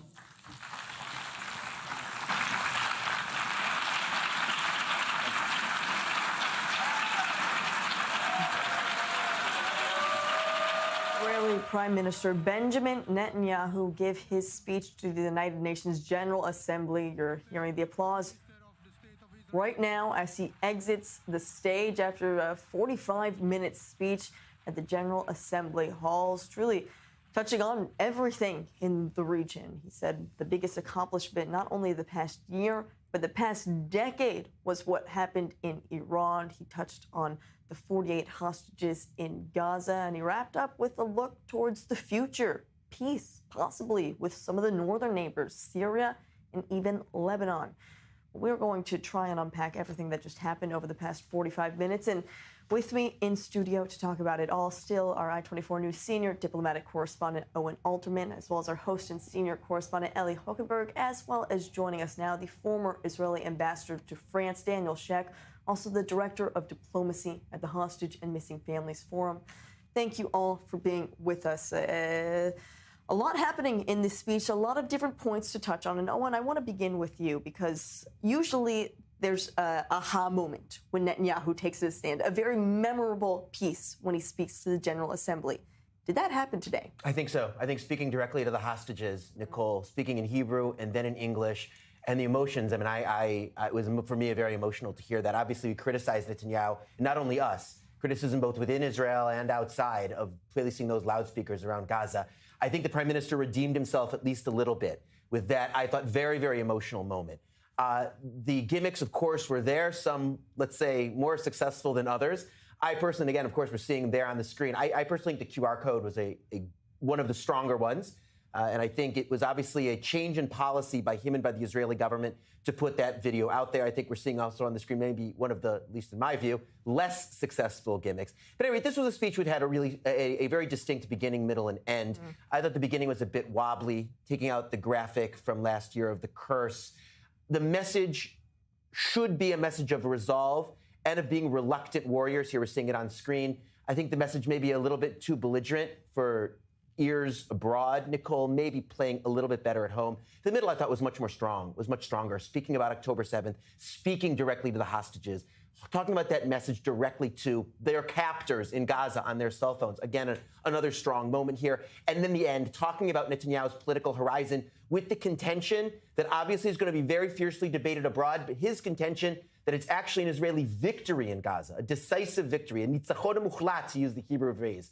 The decisive victory, that's the prerequisite to the expanding the circle of peace and to the normalization both in the north and in the south. It's not bringing the war to an end, as we hear from the Crown Prince of Saudi Arabia and from others. That would be the prerequisite. Obviously, that's Netanyahu's contention. He put it out there. He had 45 minutes to lay out his case undisturbed, although, of course, we have to mention what happened at the beginning. The filing out of those hundreds of people from the hall, obviously that was a very, very strong image. It's gotten a lot of play on social media. The one moment of this speech where Netanyahu didn't have control, he then took the rest of it and took the control back, I think, to mixed results. Well, you mentioned this moment where he spoke to the hostages themselves. I want our viewers to just listen to this soundbite from the Prime Minister himself. Our brave heroes. This is Prime Minister Netanyahu speaking to you live from the United Nations. We have not forgotten you, not even for a second. The people of Israel are with you. We will not falter and we will not rest until we bring all of you home. Ladies and gentlemen, thanks to special efforts by Israeli intelligence, my words are now also being carried. They're streamed live to the cell phones of Gazans. So to the remaining Hamas leaders, and to the jailers of our hostages, I now say, lay down your arms. Let my people go. Free the hostages, all of them, the whole 48. Free the hostages now. Daniel, I want your opinion, because this was a move that was criticized in the moments leading up to this speech, especially from many of the family members of the hostages themselves, stating if you're going to be broadcasting and speaking to the hostages, let them hear our voices. But do you think then that the Prime Minister, speaking to the hostages himself, pulled this off? I think it would have been more credible if the Prime Minister had not missed numerous opportunities to actually free the hostages. And, you know, I agree with Owen that it was emotional. I mean, it's a nice gesture. Nobody knows if when you're in a tunnel 200 meters underground or 60 meters underground, there's a chance that you will actually hear it, but it's the symbolism here. But again, the credibility is shaky because of his role in keeping these 48 hostages for 722 days now. Eli, after you've covered many of these Prime Minister speeches himself, as he has captivated not only the world stage, but the Israeli stage, let's talk about the domestic audience. Do you think that his message resonated with the people of Israel? Well, that's a good question. As the old Jewish joke goes, two Jews, three synagogues. So I assume we'll hear a variety of opinions here and there, preaching to the choir, each to their own in this respect. But you know, in our conversation before the speech, we were talking about the sense of wonder many of us feel as we're witnessing the diplomatic ramifications of what unfolded in the past 2 years or so, from the moment of the horrific massacre to the diplomatic tsunami, as it is being called here in Israel. For many years, it was regarded as, you know, the boy who cried wolf, so to speak, with the argument that anti-Semitic or anti-Zionist notions and anti-Israeli notions will always be there, no matter what Israel is doing, no matter what is happening. And yet, you know, as we speak now, Netanyahu's speech is over. The Pakistani president is taking the podium, and all those who left are coming back. And I think that context here is key, because, you know, if we're talking about the pendulum shifting here in the Middle East, instead of normalization between Israel and Saudi Arabia, we have Saudi Arabia, talking with Pakistan and initiating some diplomatic progress there. So this entire vision that the Prime Minister had of a new Middle East evidently collapsed. And I'm not sure that this speech ultimately revived or suggested an alternative vision to the one that is no longer in the mix. With that said, if a year ago the Prime Minister would suggest that peace with Lebanon and Syria is something that can be discussed, many would dismiss him as ludicrous. Now it seems that it is less so, at least when we're looking at all different arenas. Just to say a word, I came into the studio prepared to say that, unfortunately, Israeli prime ministers, not just Netanyahu, but let's say Netanyahu particularly, especially in the last few years, consider this speech not as speaking to the world, but speaking to a domestic audience. And I actually think that this year was an exception, and that he did speak mostly to the world. It's questionable if lecturing the world about its shortcomings is the best way to get them to listen. That's a different story. But I do actually think that most of his messages were directed to the world. It was very defensive, and which is not surprising, because Israel and he personally have been under a lot of attack and criticism and pressure in the last months, and certainly even in the last couple of weeks. But that's just, a point I wanted to make. Well, just to add a report from just right now, Trump is saying, looks like we'll have a Gaza deal moments after Netanyahu is finishing his speech. So obviously, perhaps this will dominate the headlines. An interesting development. I mean, look, going back to what Daniel was saying, and as we were saying before the broadcast, Netanyahu walks onto that stage. He's the Joker. He's the Joker from the Batman movies, right? That's the role he plays in the eyes of that audience and eyes of the many people watching, and that's the role he steps into. And I thought, as usual, he did an effective job. In terms of speaking to the world, Daniel, you're right. And I think he did it in a very, very specific way. And continuing from what Donald Trump did in his speech 3 days ago, he was speaking to those pockets of public opinion, especially in Europe, that are worried about Muslim immigration. In the same way Donald Trump did it in a much more overt way. Netanyahu did it in, I think, a more sophisticated or subtle way, but essentially saying to them, come on, listen, you know I'm right. Even your leaders know I'm right. So be with us. Be with us. Come and speak out for us. Don't do what your leaders are doing. Come and whisper in my ear while you're going out and in a show of hypocrisy saying something else before the cameras.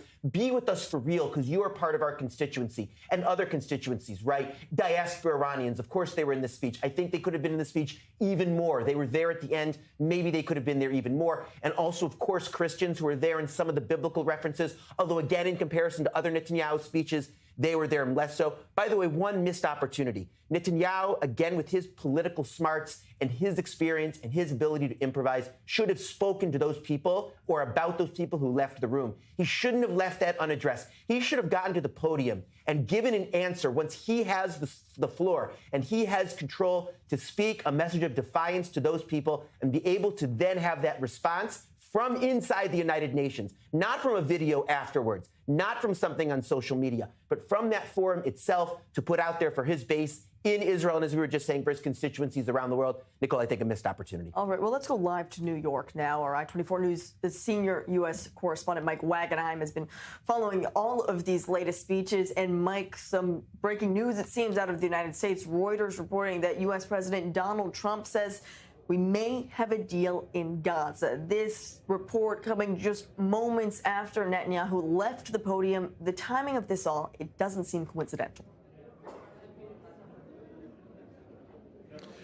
Again, Kate, everything you hear from President Trump when he says may or could be, just relax for a second and understand we've heard this a number of times before, and don't get too excited about those sorts of expressions, because I'm sure it's well-meaning behind it. He wants to get to a deal. Obviously, he's expended a tremendous amount of political capital to try to get to a deal. But when you hear those qualifiers like may, might, soon, it hasn't happened yet, and therefore we need to get some clarity as to what exactly he means or how exactly far away that deal might actually be for him to qualify it with a may or a might.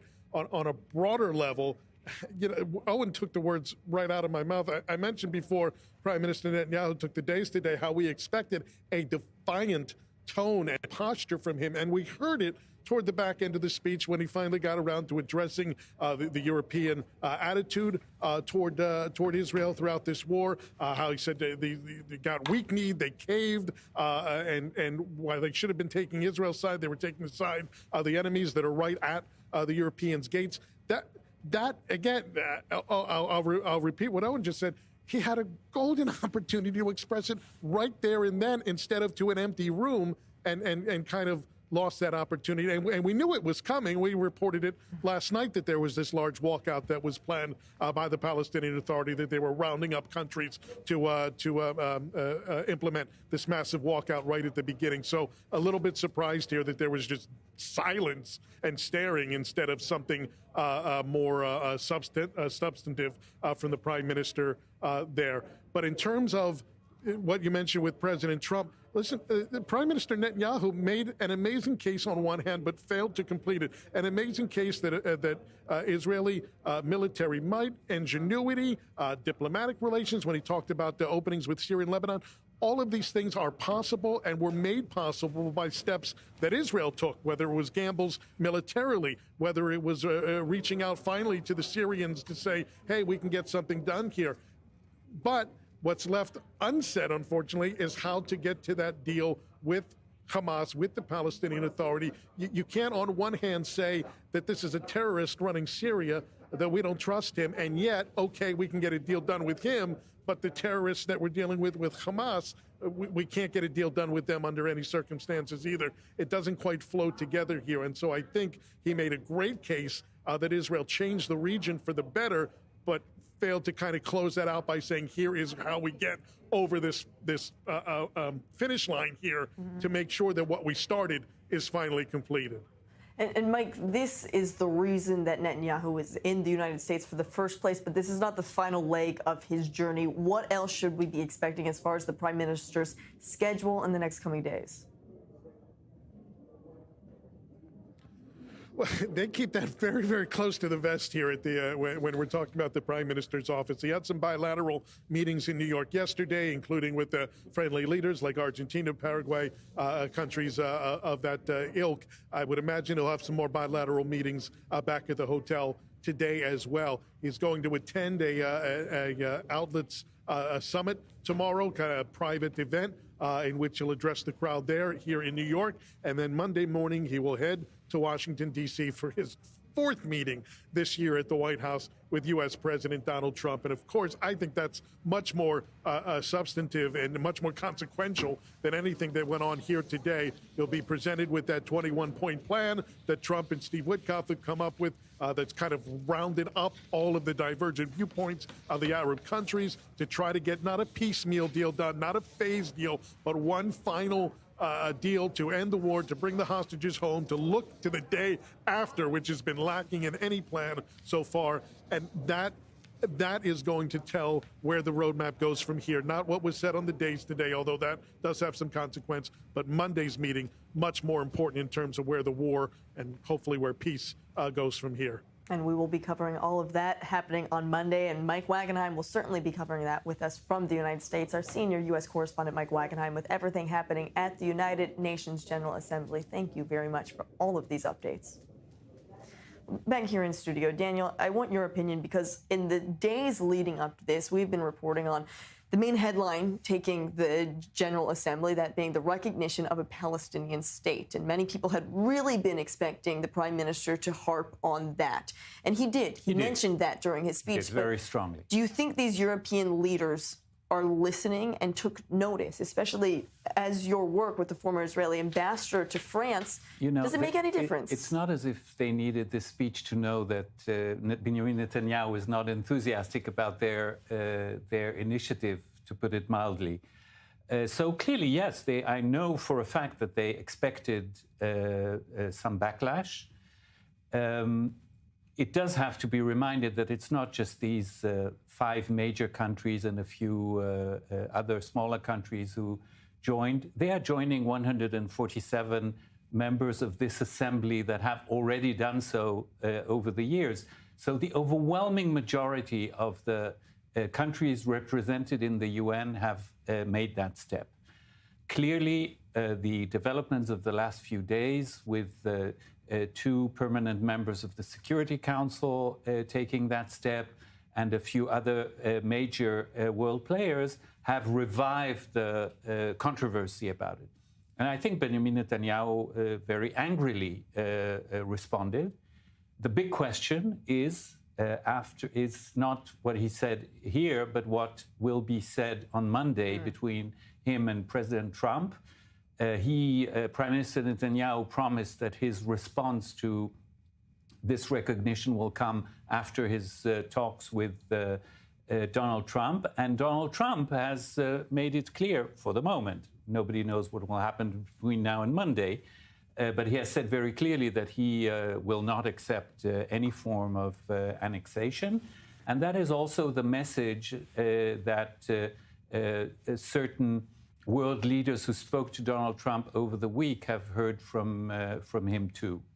Owen, I want your opinion also, as what we heard. It was just yesterday that the U.S. president said he will not allow Netanyahu to annex the West Bank. He said it more than once. He said it more than once, exactly. Is this a message to Netanyahu? Is this a message to Netanyahu's coalition? Is this a message to the European leaders? All of the above. Pushing? All of the above.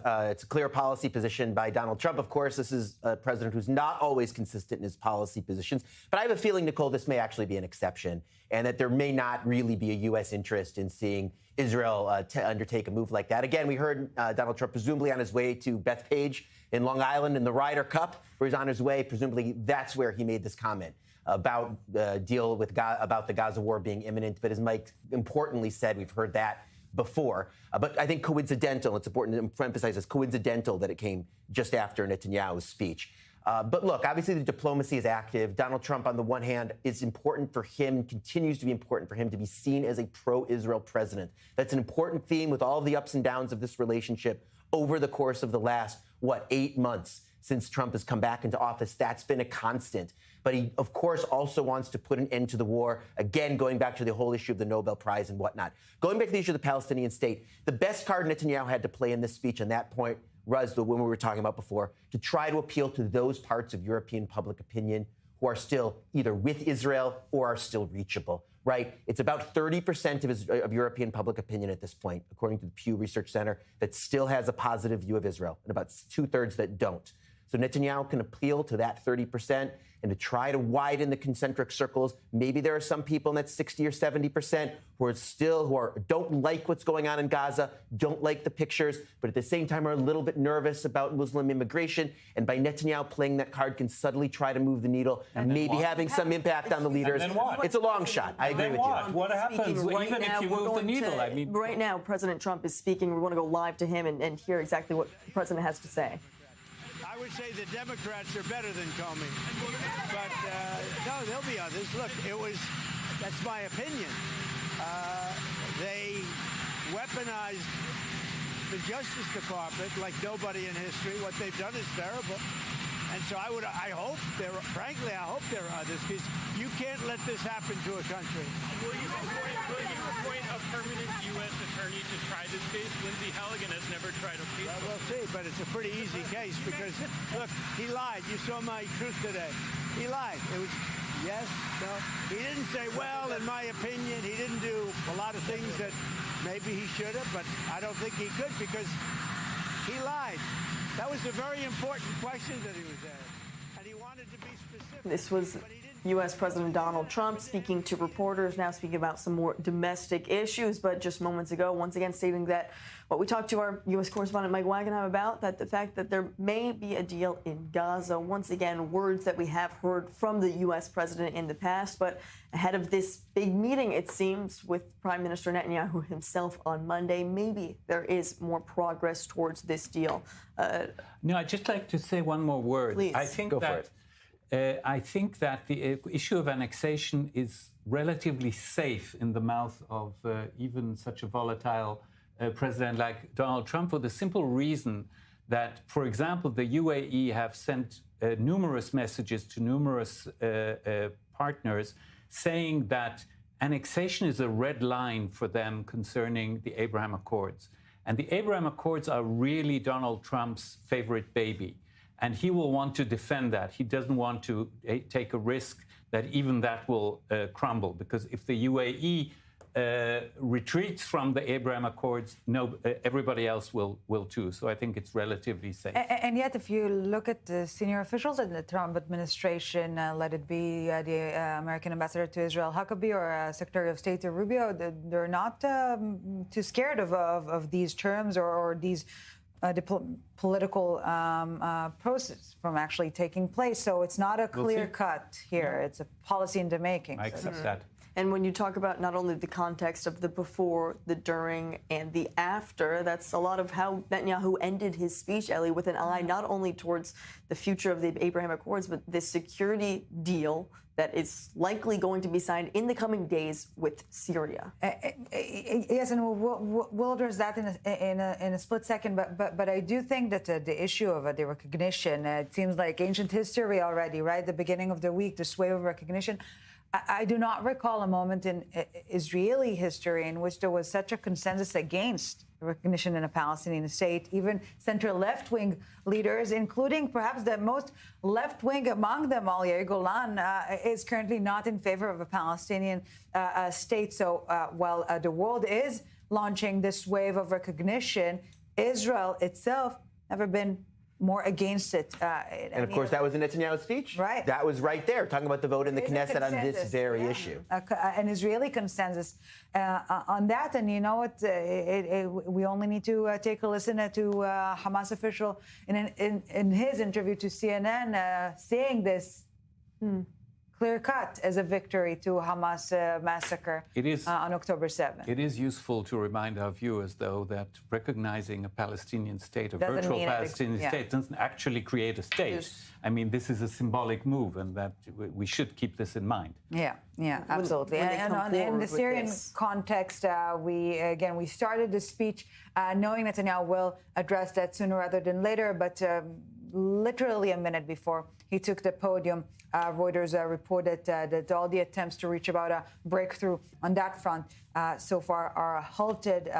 Later reports suggested that the issue is the humanitarian corridor, or this buffer zone Israel insists on. So even that development that seemed until an hour ago most feasible one among all the others is not so possible at the moment. Just a quick word. I thought that was an important part of the speech when he spoke about the issue of peace with Syria, or at least Lebanon, and with also appealing to the Lebanese government where there may be some potential, and then talking about the possibility for wider normalization, and of course talking about the issue of regime change in Iran. Although of course Netanyahu did not lay out how that was going to happen. Is that a threat? Is that a promise of what can happen from within? It wasn't clear. But Netanyahu had to find a way of offering, use that worn-out cliche, a political horizon. He's not going to offer a political horizon of a two-state solution. He's not going to offer an outline of the day after in Gaza, because he's focused on selling the idea of a decisive victory, of a nitzachon muklat, to use the Hebrew word. What he can offer is the political horizon in the region, of course, in his case, predicated on Israeli victory, and of course, that's going to be hotly. All right, I want to bring another voice into this conversation. We are joined now by Ambassador Dennis Ross, counselor and Davidson Distinguished Fellow at the Washington Institute for Near East Policy, as well as the author of Statecraft 2.0, What America Needs to Lead in a Multipolar World. Ambassador Ross, I thank you so much for being with us on the heels of this speech from Prime Minister Netanyahu himself. As you sit in Washington, did Netanyahu's speech move the dial at all in Washington, or was not really who Netanyahu was addressing, in your opinion? That's a good question. It didn't move the dial at all among Democrats. It probably didn't move the dial at all among Republicans, who are largely supportive of him. The interesting question is with President Trump. How much of what President Trump is saying about no to annexation was something that was previewed with Prime Minister Netanyahu?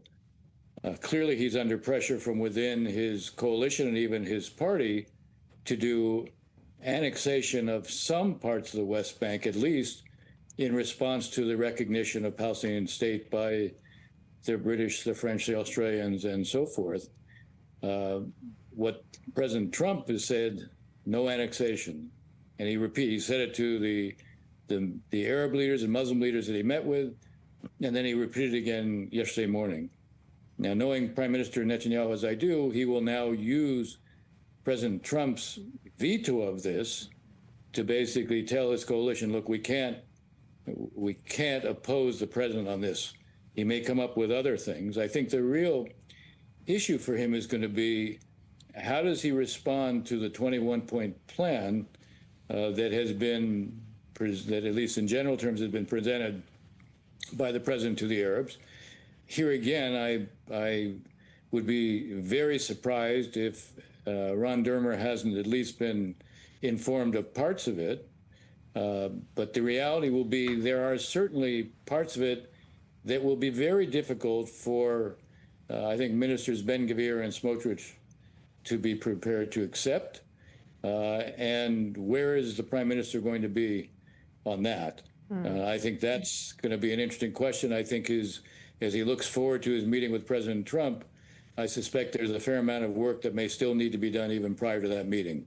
So what is bigger then from the U.S. perspective? What happened today at the UN General Assembly or that meeting on Monday? Because many of the analysts in Washington seem to be talking about that day a lot, especially regarding all of the topics that you just mentioned. I think again, going back to your earlier question, I think Prime Minister Netanyahu's audience was a kind of broader international audience to try to make the case, to try to shift the focus back, to try to remind others of the legitimacy of what Israel is doing. You know, the weight of international public opinion, the kind of diplomatic tsunami that Israel has been facing, I'm not sure that a single speech at the UN is going to have much of an impact on that.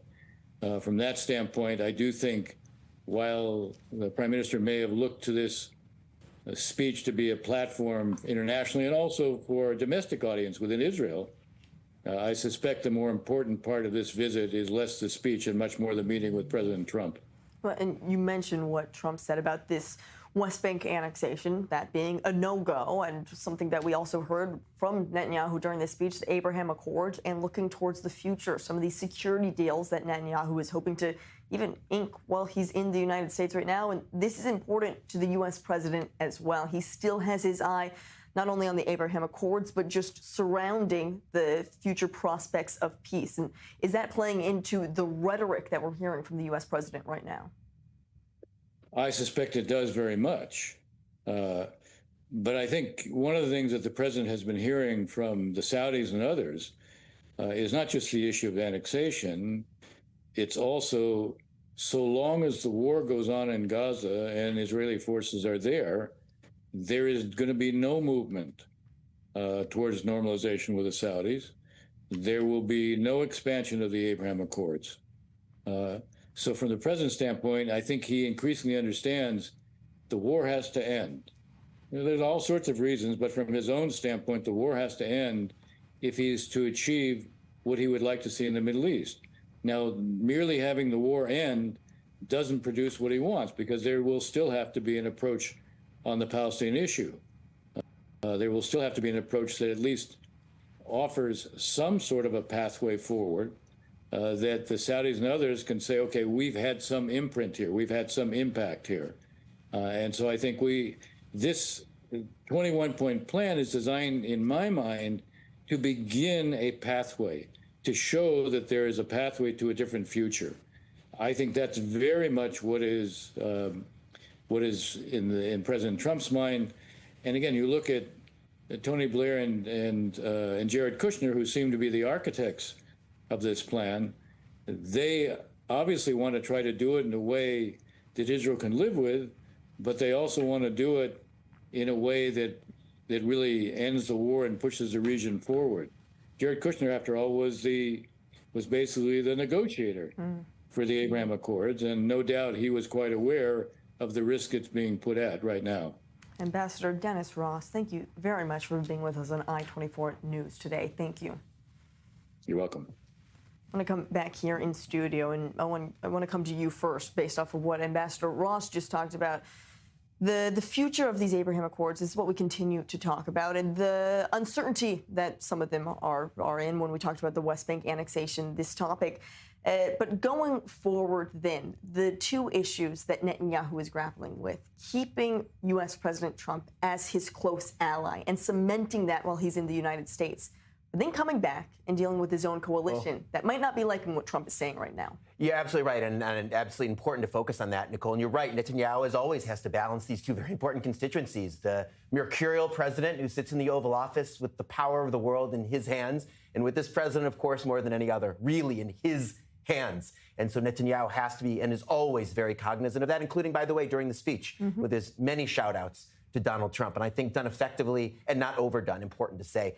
As for his coalition, look, without getting too far into the weeds, but to make a long story short, Netanyahu needs his government to fall on the issue of the ultra-Orthodox, the Haredi draft. That's where he needs this government to fall, because he needs to go into an election campaign saying, I resisted the calls to not draft the ultra-Orthodox Haredi. Don't look at me. Don't blame me. I stood strong. And so, yes, your husband, your brother, your father is going out to fight, but I stood strong. He doesn't want the government to fall because the right wing brought it down because of the issue of the Gaza war. All right, we want to go live back to our I-24 News U.S. correspondent Mike Wackenheim, who is live now with Danny Danone. And Mike, I want you to just take it away and hear from Danny himself following the heels of Netanyahu's speech. I think we're having some technical difficulties getting Mike Wackenheim set up. Coming back to Owen. I want to give a chance to just expand on this a minute. So Netanyahu needs to come into the election campaign with the government falling on this issue of the draft so that he can neutralize that issue, because it's an issue that divides the Israeli right and gives an opening for the other side to win over some of his voters. What he doesn't want to happen, Nicole, is have the government brought down by Itamar Ben-Gvir, who goes out and says Netanyahu's not right-wing enough.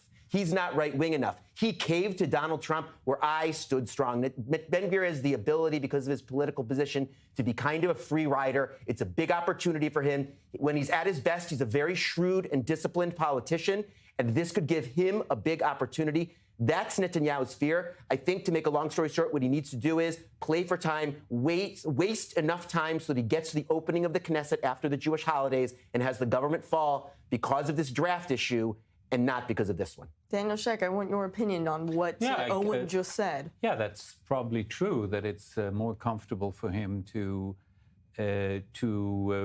see the government fall over this domestic issue, which has broad consensus even inside the Israeli right. A lot of people think that the demand for a general draft, including the Haredis, is a legitimate thing to defend. And it will also foil the plans of his opponents that, at least for now, are intending to focus their campaign on this issue. So if the government collapses over this... It's not that I think that he will be able to avoid the Gaza issue in the campaign, obviously, because he doesn't dictate, he's not alone dictating the issues of the campaign. There are other players here, but certainly if he makes a calculation, which is the better opportunity for me to go to elections, then I agree with Owen, this is the issue. But importantly, just to bring it back to the bigger picture, you know, obviously, Nicole, we're starting to dive a little into the weeds of Israeli politics, but just to tell our viewers, this is important because these are important factors for Netanyahu and for the Israeli public as they're looking, as we look at this from our eyes at this situation. But obviously, it must be very frustrating for Trump, for world leaders, to understand that this needs to be navigated. I remember The Economist one time years ago saying, not for the first time, the fate of the world hinges on the peculiarities of this tiny little democracy. These are our lives. And that, I think, is the beauty and the power of Israel. And Netanyahu talked about at the end of his speech that after so many thousands of years of Jews being stamped on, of Jews being killed, of Jews being murdered, Netanyahu talked about the ability of Jews to defend themselves. But, Nicole, it's even deeper. It's even deeper as we go through this Jewish high holiday season here in Israel. It's about our ability to decide our own fate and have a say in that fate. And that's what this is about. It's not about the weeds of these decisions and which particular issues. It's about the bigger picture of us being able to have a say in our own future and in our own destiny. And again, symbolic, but far more than just symbolic, is the way Netanyahu made to get to the UN General Assembly, and the fact that, again, the skies are not open to an Israeli leader at this point in time is perhaps underlines Owen's message here. The skies are not open. The streets were not open. We're seeing more and more isolated Israel, and this was Netanyahu, the prime minister's opportunity to address that isolation, not only to unify his allies, but to unify the people of Israel, because that is a very concerning aspect when we talk about the Israelis that are looking at this, and they're also starting to feel that isolation more and more, and how it impacts, just as you mentioned, Owen, the Israeli people themselves. Yeah, I mean, I have a minority view that I think my neighbor to the left of me is going to disagree with that. A lot of the isolation simply is baked into the cake. It's simply a response that cannot be prevented by the nature of the war that Israel had to fight after October 7th, with the very, very important exception of the humanitarian situation in Gaza, where there were some very irresponsible decisions made by the government that had no benefit for Israel strategically or militarily and led to an enormous cost in erosion of public support. That was unnecessary, but I think a lot of this is stuff that Israel couldn't avoid. But yeah, and it's starting to get to places that could actually bite the public. The future of Israel in the Eurovision Song Contest, a big deal here. The potential exclusion of Israel's national soccer team from European soccer matches, another huge bite for Israel if it were to happen. And of course, the broader sanctions that the European Commission has supported. Giorgia Meloni, the Prime Minister of Italy, hinted that she supports. If those were to pass, that would have a meaningful impact on the Israeli economy. Nicole, let's hope we don't get there and we find a way to move through this without getting to results such as those. Daniel, you think diplomacy always wins? No, first of all, I don't say that diplomacy always wins. I do say that wars are never won on the battlefield. Only battles are won on the battlefield, and wars end in most cases. Of course, anybody can find an exception around the negotiating table or in some kind of political process. But where I disagree with Owen is when he says it was unavoidable. Yes, the war was unavoidable, but it was not unavoidable to keep it going until mid-September of 2025. I think that since April or May of 24, the opportunity to end the war was on the table, and very little has been achieved militarily between then and now. Very little, except a lot of destruction, a lot of humanitarian pressure on Israel because of the humanitarian issue, a lot of Israeli soldiers, unfortunately, who have perished, the issue of the hostages that has gone on and on. I think there were several real opportunities to end this war long ago. And therefore, I do see a lot of responsibility of the government for where we are now. And, you know, to say that the Eurovision Song Contest is a real problem for Israel sort of sounds ridiculous to me. I know that this will impact the Israeli public, and maybe in this sense it's a good thing that the Israeli public will feel the isolation and not just Benjamin Netanyahu, who has to watch the whole UN stand up and leave when he starts to speak. But this is, believe me, the least of our problems. There will be, if God forbid the war goes on and on, there are going to be real hurtful measures taken against Israel. There's going to be a heated debate by historians beyond what happened before in the run-up to October 7th, which is already a debate. This is going to be one of the key debates that historians, I think, look to when they look to the war. But going back to Netanyahu and his speech, look, this was his chance to make his case uninterrupted, although there were, of course, some interruptions, but he went through those for 45 minutes, laid out his case, forces the world to speak about it. A unique opportunity, and of course, a unique opportunity to speak to the Israeli public. And I think a powerful one, I think with mixed results, but still an important moment for him and for Israel. Will this be the speech that goes into the history books in Netanyahu's account? I'm not so sure, but it is also evident that Netanyahu has yet to sing his swan song in this respect, not when it comes to policy, nor when it comes to politics. So to be continued as soon as this Monday. As soon as this Monday, and we will be following all of the latest developments, as this is just the first stop on Prime Minister Netanyahu's trip to the United States. But as we continue to mention, the big meeting also comes Monday with U.S. President Donald Trump. I want to thank Ellie, Owen, and Daniel for being with us in studio for this I-24 News special coverage of Israeli Prime Minister Benjamin Netanyahu as he does address the 80th session of the United Nations General Assembly.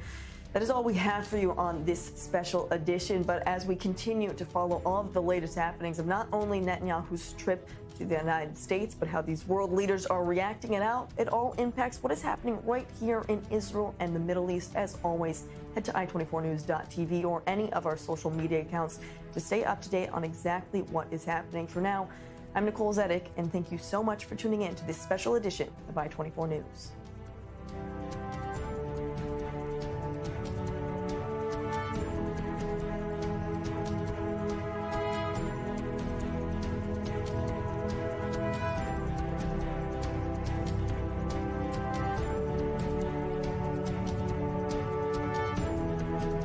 מרגישים את זה גם באום כאן, אבל ראש הממשלה הגיע, נתן נאום עוצמתי, נאום חזק, סדור, עם כל התשובות הנכונות לגבי למה לא נכון להכיר במדינה פלסטינית, למה אנחנו נלחמים בעזה עדיין, הזכיר את נושא החטופים, ואני חושב שזה היה מהלך חשוב. בהסברה אין נוקאוט, זו פעולה שצריך לחזור עליה, וראש הממשלה יודע את העבודה ועושה אותה בצורה מצוינת, ואני חושב שגם הוא אמר אמירות חשובות שצריך לשים לב אליהן, גם בנושא סוריה, גם בנושא לבנון, איתות לגבי הסכמים עתידיים שלנו באזור, וגם צריך לזכור, יום שני ראש הממשלה פוגש את הנשיא טראמפ, ושם אני בטוח שנעלה את הסוגיות החשובות לנו של הכרעת חמאס. יש פה שיח באום על סיום המלחמה. גם אנחנו רוצים לסיים את המלחמה, אבל שהחטופים בבית וחמאס מחוץ לעזה. הנשיא טראמפ מיד בסיום הנאום הזה אומר שייתכן מאוד שנראה את החטופים חזרים הביתה בקרוב מאוד. מה הוא יודע שאנחנו לא יודעים לגבי התוכנית שלו? נתניהו לא באמת התייחס לתוכנית הזו של הנשיא טראמפ. הדברים האלו נסגרים בחדרים האחוריים, לא מעל במת האום. הנשיא טראמפ אכפת לו מאוד מנושא החטופים. אנחנו מעריכים את זה גם בנאום שלו שהוא היה כאן השבוע באום.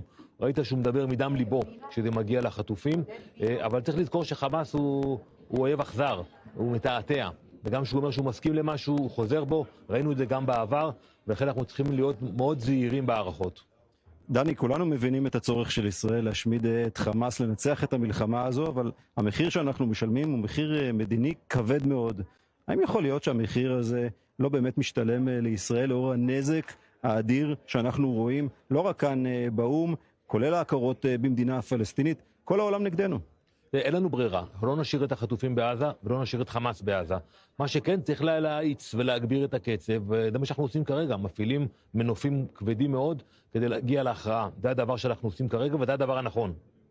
יש פה כישלון מדיני של מדינת ישראל? אולי אפשר היה לעשות משהו אחרת במהלך השנתיים האחרונות, כדי שלא נגיע למצב הזה שהעולם לא באמת מבין למה אנחנו נלחמים את המלחמה הזו? המלחמה הארוכה ביותר בתולדות ישראל, ולכן קשה לנו בזירה המדינית, ואני בטוח שברגע שנסיים אותה, נוכל לחזור, לשקם את היחסים, לחזור לאיפה שהיינו, מהר מאוד נעשה את זה.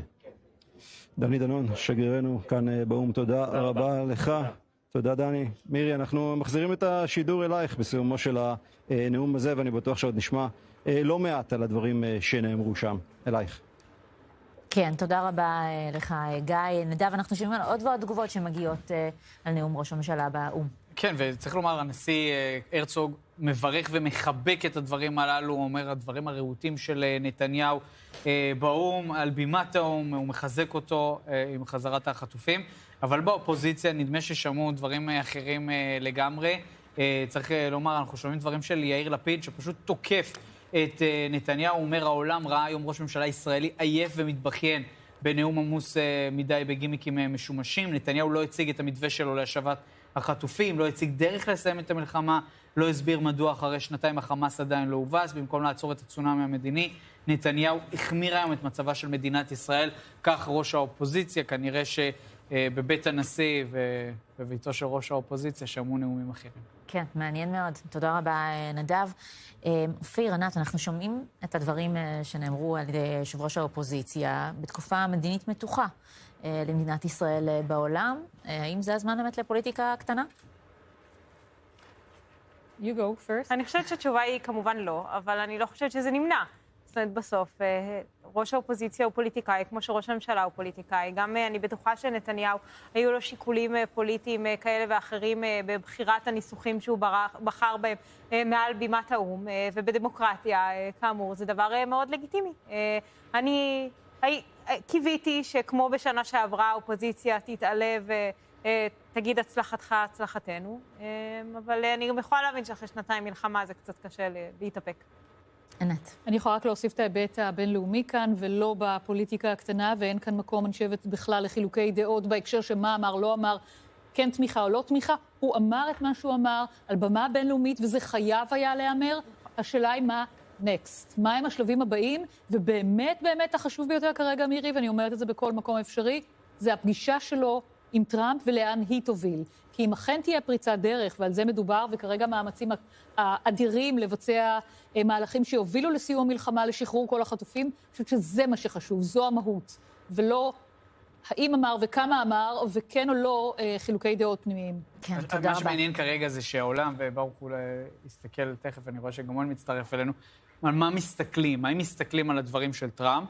האם עכשיו הכותרות זה הדברים של טראמפ או הדברים של נתניהו? לפי מה שאני רואה כרגע זה הדברים של טראמפ דווקא, ולא של נתניהו. אז הנה בדיוק בשביל זה אוהן אלתרמן הצטרף אלינו, כדי לספר לנו בדיוק מה אומרים בעולם, אוהן. ברוך שובך. אז ככה, יש כמובן את הכותרות על דונלד טראמפ, שבמקרה גמור, מירי דיבר מיד לאחרי שנתניהו סיים, למרות שזה לא קשור, הוא סתם היה בדרך לטורניר גולף, וזו היה הזמן שלו לדבר עם כתבים. הוא צפה בנאום, יצא אחרי סיום הנאום לגולף.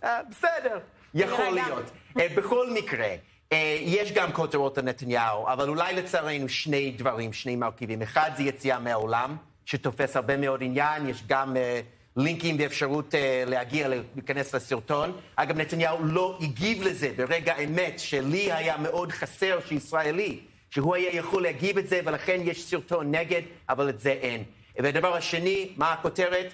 המלחמה נמשכת. המלחמה שאנחנו בעולם כל כך מתעייפים ממנה, כל כך נמאס לנו ממנה, המלחמה הזאת נמשכת. אלה הכותרות. כמובן, גם יש את המסרים האחרים, שהוא תוקף את המנהיגים של המערב. יש את העניין הזה בוול סטריט ג'ורנל, למשל, שהם נכנעו. אז יש גם את המסרים האלה, אבל מבחינת הכותרות, אלה הכותרות. תודה, אוהן. ברוך ידיד, הכותרות בעולם הערבי, כן? כן, מה שרמז עליו נדב. תראי, אל-ערבי אל-ג'דיד, העיתון הקטרי, שופר במידה רבה, הנה הוא מסקר את האירוע הזה, נתניהו הזמין משלחת שתמחא לו כפיים, בחוץ היו הפגנות, האולם ריק, ואיך הוא ריק, ואיך הוא התרוקן, כך מתואר האירוע, אני הולך לאל-חדס הסעודי, כמו אל-ערבי הסעודי, כל דבריו של נתניהו, כמובן גם הדברים של טראמפ, אלה מציגים את האין, ואלה מציגים את היש, אגב, אל-ערבי אל-ג'דיד, הרבה מאוד פעמים, אפילו מאתגר את אל-ג'זירה. כן, מעניין מאוד, תודה רבה. אז כאמור, אנחנו דיברנו על הפגישה ביום שני, היא הדבר המשמעותי, עסקה כמובן תהיה על הפרק, אבל בסופו של דבר, ענת, התשובה היא צריכה להיות של חמאס, זה לא משנה כמה ראש הממשלה נתניהו והנשיא טראמפ ידברו על עסקה וירצו עסקה ונסו לקדם עסקה, בסופו של דבר, התשובה של חמאס היא זו שתקבע. וגם הוא קיבל כאן הרבה מאוד תשומת לב עולמית, למרות שהיא שלילית, או לפחות מתוך הדברים ומבין השורות אפשר להבין, כמו תמיד, חמאס הוא המפתח אולי לסיום העסקה או להמשך המהלכים כאן שנעשים, אבל יש כרגע, לפחות באיך שזה מצטייר כרגע, ההיענות, ודיברנו על זה כאן קודם, גם מצד העולם הערבי, העולם המוסלמי, של גינוי חמאס. כן, יש פערים אדירים בין הכרה במדינה פלסטינית לבין הכרה בארגון חמאס ודלגיטימציה של חמאס. זה פער מאוד גדול, ולכן החשיבות כאן, והוא יודע את זה טוב מאוד, או לפחות מנהיגים מהצמרת של חמאס שנותרה עדיין בחיים, יודעת בדיוק לנגן על אותם נכסים שנותרו לה. כן, בואו נשמע את הדברים של הנשיא האמריקני טראמפ, אחרי הנאום של ראש הממשלה נתניהו באו"ם בנוגע לעסקה. הנה. Maybe a deal on Gaza, very close to a deal on Gaza. How are you? Hello, Peter. And it's looking like we have a deal on Gaza. הייתי רוצה לדעת מי זה פיטר נדב, אבל בינתיים שמענו ש... אחד העיתונים וכנראה שיש לו מכתב בסדר, אם הוא לא הגיב לו. ניו יורק טיימס, יפה. אז שעבר כתב כאן בארץ. כן, אבל צריך לומר, טראמפ, אנחנו שומעים את הדברים שלו, לא בפעם הראשונה. אני מתקשה להתרגש מהם, מהדברים האלו של טראמפ, כי הוא אומר את זה פעם אחר פעם שאנחנו קרובים לעסקה, והעסקה הזו לא מגיעה. אז צריך גם לקחת את הדברים האלו קצת בפרופורציה. נכון, הוא אומר את הדברים האלו, הוא אומר את הדברים האלו אחרי נתניהו, הוא אומר את הדברים האלו אחרי הפגישה של מנהיגי ערב, ובכל זאת, יש כאן גם את ישראל, גם את חמאס, שצריכות להסכים שתיהן לעסקה שכזו שתגיע. זה שישראל מסכימה לעסקה, זה לא אומר שחמאס מסכים. כן, ונדב כוכבית, התדריך לעיתונאים בוטל.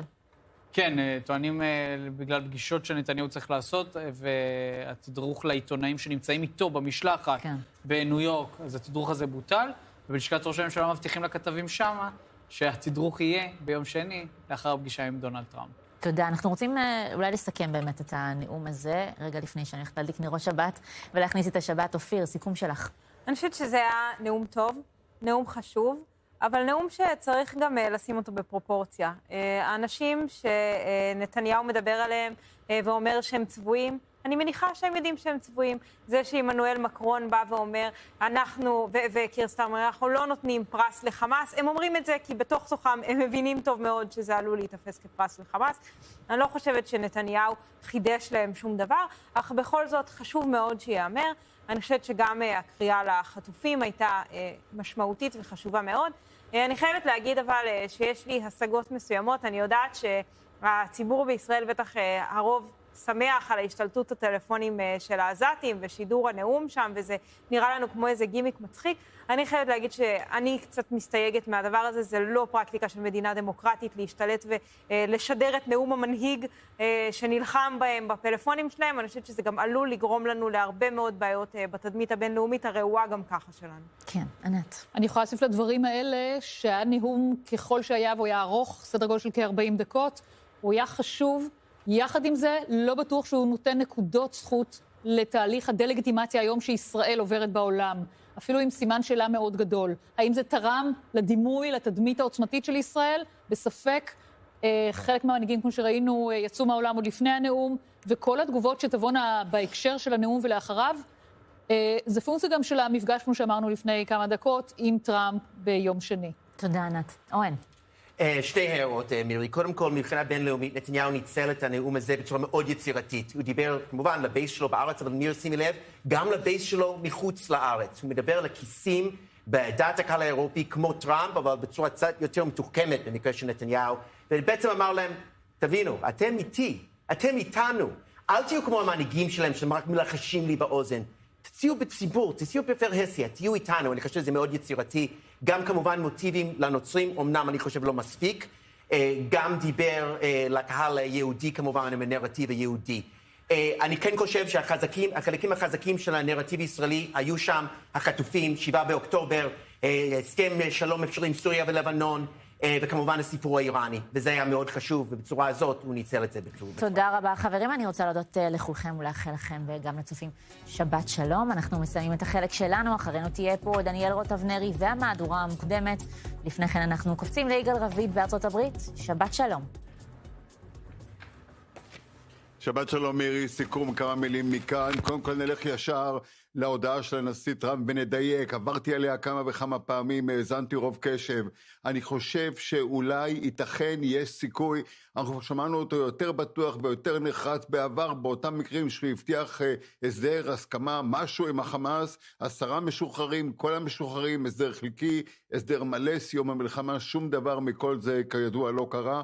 הוא אומר את זה כרגע ככה זחוח, עם הנכדה בדרך למסוק, הנה אתם רואים את התמונות, אז זה לגבי הדבר הזה. לגבי לוחות הזמנים, זה היה ממש ככה בצמידות לדברים שאומר ראש הממשלה על דוכן האום. אני לא יודע, אני באמת לא יודע אם טראמפ האזין, שמע, הקשיב לנאום של ראש הממשלה, יעדכנו אותו, הוא לא בנוי לנאומים ארוכים, יעדכנו אותו בפרטים. אגב, כל המשלחות, כל 193 החברות, כולם מקבלים תקציר, סקריפט של הנאום, כולם מעבירים את תקצירים למדינות, למשלחות, לכל מקום, גם אלו שכביכול לא מקשיבים.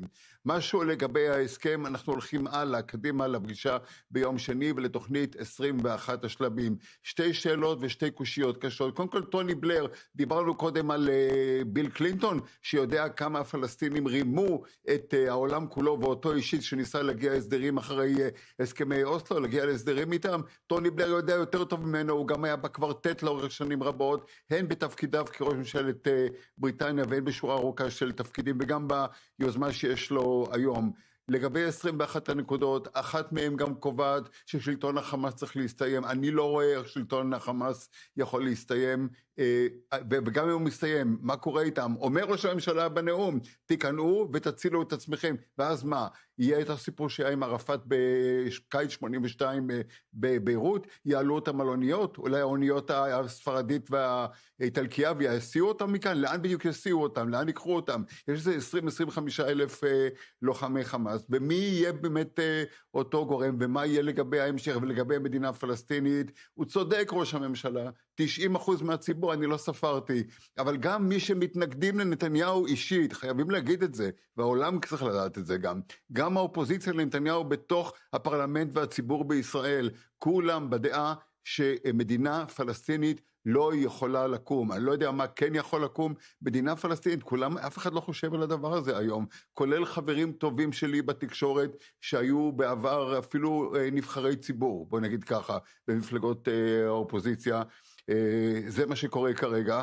אנחנו נכנסים לשבת, ראש הממשלה והמשלחת יעבדו על הנאום. אני מבין שיש עוד שיחות, יש עוד עדכונים, יהיו עוד ניסיונות להיערך לתוצאות של הנאום הזה, וגם לתוכנית שאותה הביאו אתמול, ממש ככה, רגע אחרי שראש הממשלה נחת בניו יורק, הגיעו גורמים, הגיעו ויטקוף וג'ארד קושנר, אני תכף מסיים, אני לא שומע אתכם, ג'ארד קושנר, וגם הביאו את הדברים הללו, אפילו הגיעו בצורה חפוזה עם בגדי ספורט ג'ארד קושנר. אז זהו, עד כאן בינתיים מארצות הברית.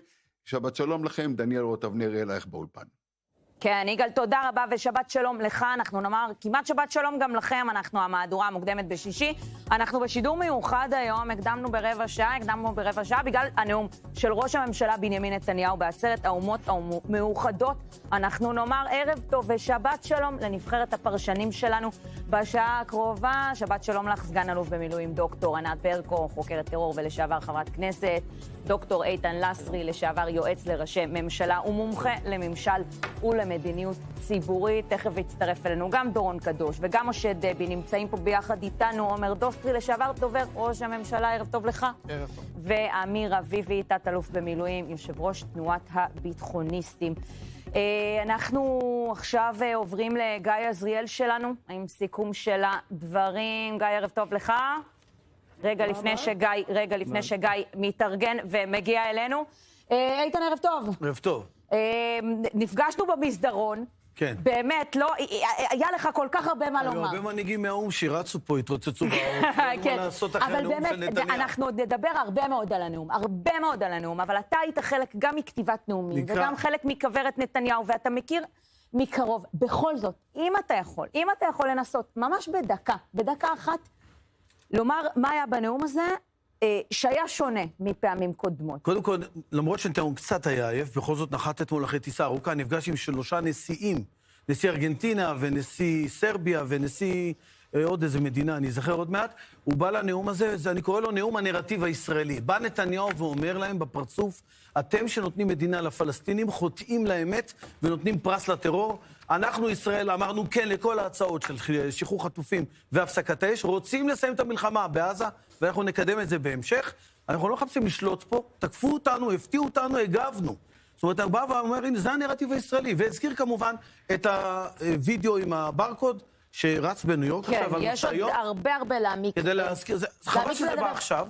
להעמיק ולדבר, אתה יודע, אולי זה עניין של מסרים, ואולי זה יראה לכם דבר קטן, אבל בעיניי זה דבר מאוד גדול. גם הצבע העניבה שלך וגם הצבע העניבה של נתניהו, אני רצינית, זה נבחר בקפידה לאו"ם, העניבה האדומה, לשדר כוח. נכון? זה לא בהומור. נתניהו בתחילת הולך לטקסים רשמיים, ובאדום לפגישות חשובות כמו בעיקר טראמפ. אני אשמח לקפוץ, זה לא סתם אדום, זה האדום של הנשיא טראמפ. בדיוק, דבי, ערב טוב. ערב מצוין. לראש הממשלה היה נאום מצוין באו"ם. לדעתי היה עדיף אם היה אפשר לעשות את הנאום בערב ראש השנה עם כל הביקורת, כאשר כל המנהיגים, ראשי הממשלה היו שם, היה עדיף. נתניהו סימן, בעצם הוא דיבר לטראמפ, הוא דיבר לקהל הישראלי, הוא דיבר לקהל האמריקאי, הוא זרק, הוא נתן יד, הוא התייחס בשום שכל לנשיא אינדונזיה, זאת המדינה המוסלמית הגדולה ביותר בעולם, הוא השיט ליד, הוא התייחס להסכמי אברהם, הוא התייחס, הוא פנה לעם האיראני, כמובן פנה לחטופים, להגיד את זה חשוב, הזכיר אותם בשם שלהם, בשביל זה הוא עשה את הרמקולים.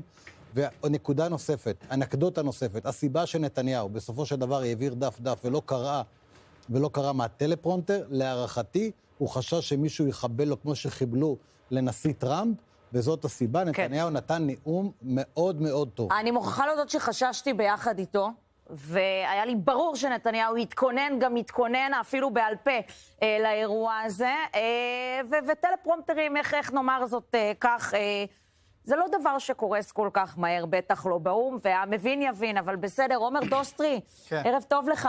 ערב טוב. בנאום הקודם אתה היית. הייתי. היית, ועכשיו צפית ביחד איתנו בנאום הזה. חלק כבר ידעת מראש, יש לך הרי חברים שם בתוך נבחרת ראש הממשלה, אני קוראת לזה ככה, כבר ידעת מה המסרים ולאיזה כיוון זה הולך. בכל זאת, זה היה נאום שהיה מאוד אינטראקטיבי, כלומר, בא נתניהו והפעיל את הקהל, נכון? הפעיל את האמריקאים עם השאלון, והפעיל אותם בעצם עם הברקוד שאפשר לסרוק.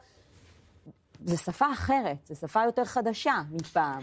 כן, אבל צריך להגיד שראש הממשלה אוהב את הגימיקים האלה, והפעם באמת היו המון כאלה, מכיוון שהמציאות הפעם היא שונה. אנחנו רואים מה קורה, אנחנו רואים את הגל הבינלאומי הרע ששוטף אותנו מכל כיוון, וכנראה ראש הממשלה חשב שבאמצעים ויזואליים וכאלה ואחרים אפשר להגיע יותר לקהלים רחבים. כלומר, כשראש הממשלה בא ונערך לנאום הזה ואומר, הנה יש את החלק פה של סיכת החטופים שאפשר בעצם לצפות, מי שנמצא כמובן רק בעולם יכול לצפות, או יש את השאלון האמריקאי, כלומר הוא חשב, הוא ויועציו חשבו שיוכלו לחתוך את הקטעים האלה אחר כך ולהפיץ אותם בעולם, זו הייתה הכוונה? כן, ודאי, וגם שהמסר יעבור בצורה הרבה יותר טובה. בסוף זה היה נאום טוב, נאום מצוין. קודם כל הוא גם שיקף מה ישראל השיגה מבחינת הניצחון, להקרין עוצמה. הוא הדגיש מי הרעים ומי הטובים בסיפור הזה, מה ישראל עשתה בפן ההומניטרי, שזה באמת נקודות החולשה.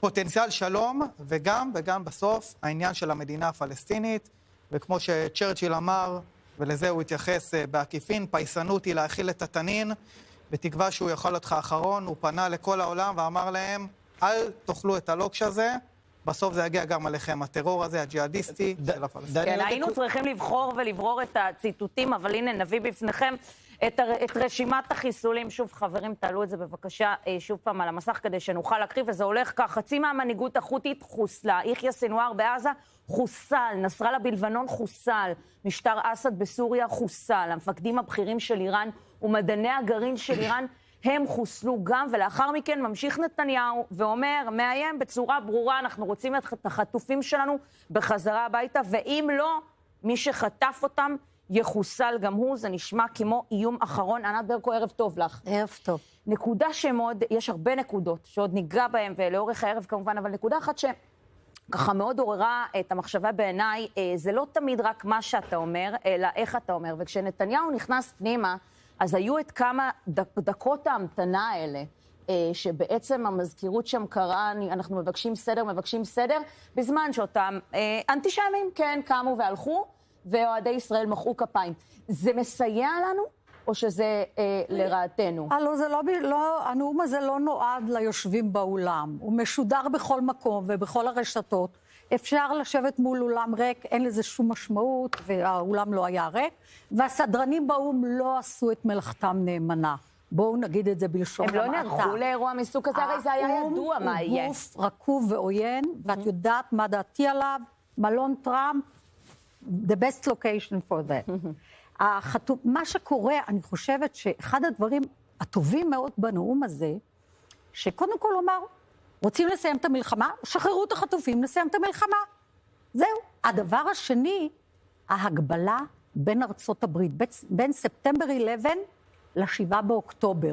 תראו ותיקחו את הפרופורציות הללו, את רוצה להמשיך לאחר מכן? אני מיד חוזרת אלייך, אם זה, גבירתי היקרה, להשוואה הזו בין 9 באוקטובר לבין 7 סליחה, תראי איזה מישמש עשיתי. בין 7 באוקטובר ל-9/11. גיא עזריאל, אנחנו עוברים עליך, מתעדכנים בנעשה אצלכם. נתיים אופיר אקוניס, בבקשה. שלום דניאל והחברים. כן, כאן במטה האו"ם. עוד נמשכים העניינים אחרי הנאום של ראש הממשלה, ואיתנו קונסול ישראל בניו יורק, אופיר אקוניס. אופיר, אתה היית בסביבתו של ראש הממשלה רגעים לפני שראינו אותו אולי לבמה, גם במלון. ספר לנו קצת מאחורי הקלעים של מה שקרה שם. ראינו עיכוב כלשהו, נתניהו כתב את הנאום עד הרגע האחרון, וגם לא ראינו אותו עולה במדרגות הנאות כמו הנשיא טראמפ. זה מצחיק, הבחנת יפה. ראש הממשלה שמכיר היטב את המסדרונות האלה, הוא כיהן כאן כשגריר ישראל באו"ם בשנות ה-80, איגף, ובהוראתו בעצם, בהוראתו הישירה של ראש הממשלה, הורה לגורמי הביטחון לאגף את המדרגות הנאות שלא נעו בביקורו של הנשיא טראמפ כאן לפני 3 ימים.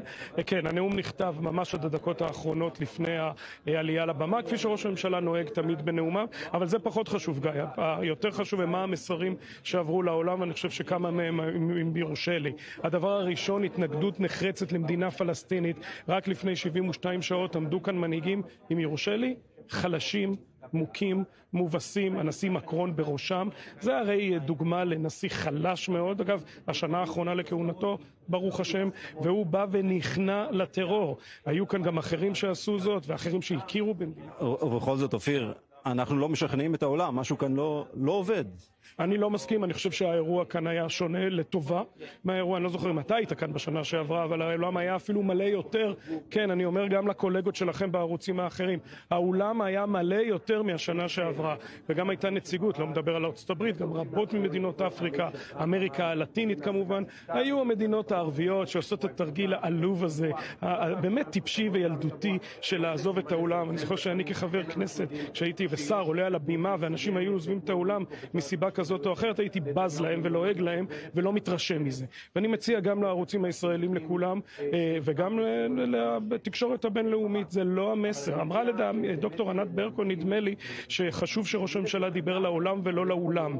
וזה נכון, השיחה, הנאום היה מופנה בעיקר, שימו לב לאן, לקהילייה הבינלאומית המובסת, כלומר אירופה, שהיא בחולשתה כמו ערב מלחמת העולם השנייה, וכמובן הנשיא טראמפ, תודה גדולה על ההשתתפות במבצע ההירואי באיראן, והאמירה בעיניי, אם יורשה לי, היא החשובה ביותר, וזה כמובן ההתנגדות הנחרצת למדינת הטרור הפלסטינית שמתכננות מדינות אירופה. אני באופן אישי התרגשתי מההקראה של השמות של החטופים בעברית ובאנגלית, וגם רעייתי עדי שנמצאת כאן איתי, זה ריגש אותנו מאוד, אני מקווה שגם תצופים.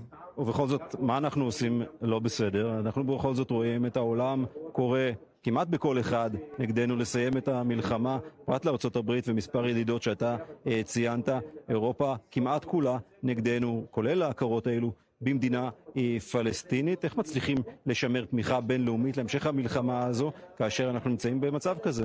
יפן לא עושה את זה, גרמניה, כפי שאתה שמת לב בוודאי, מדיניותה עדיין, וראש הממשלה ציטט את הקנצלר הגרמני שאמר שישראל עושה את העבודה המלוכלכת, ציטוט מאוד מפורסם שלו שאני מרבה לצטט בנאומיי כאן עבור כל העולם.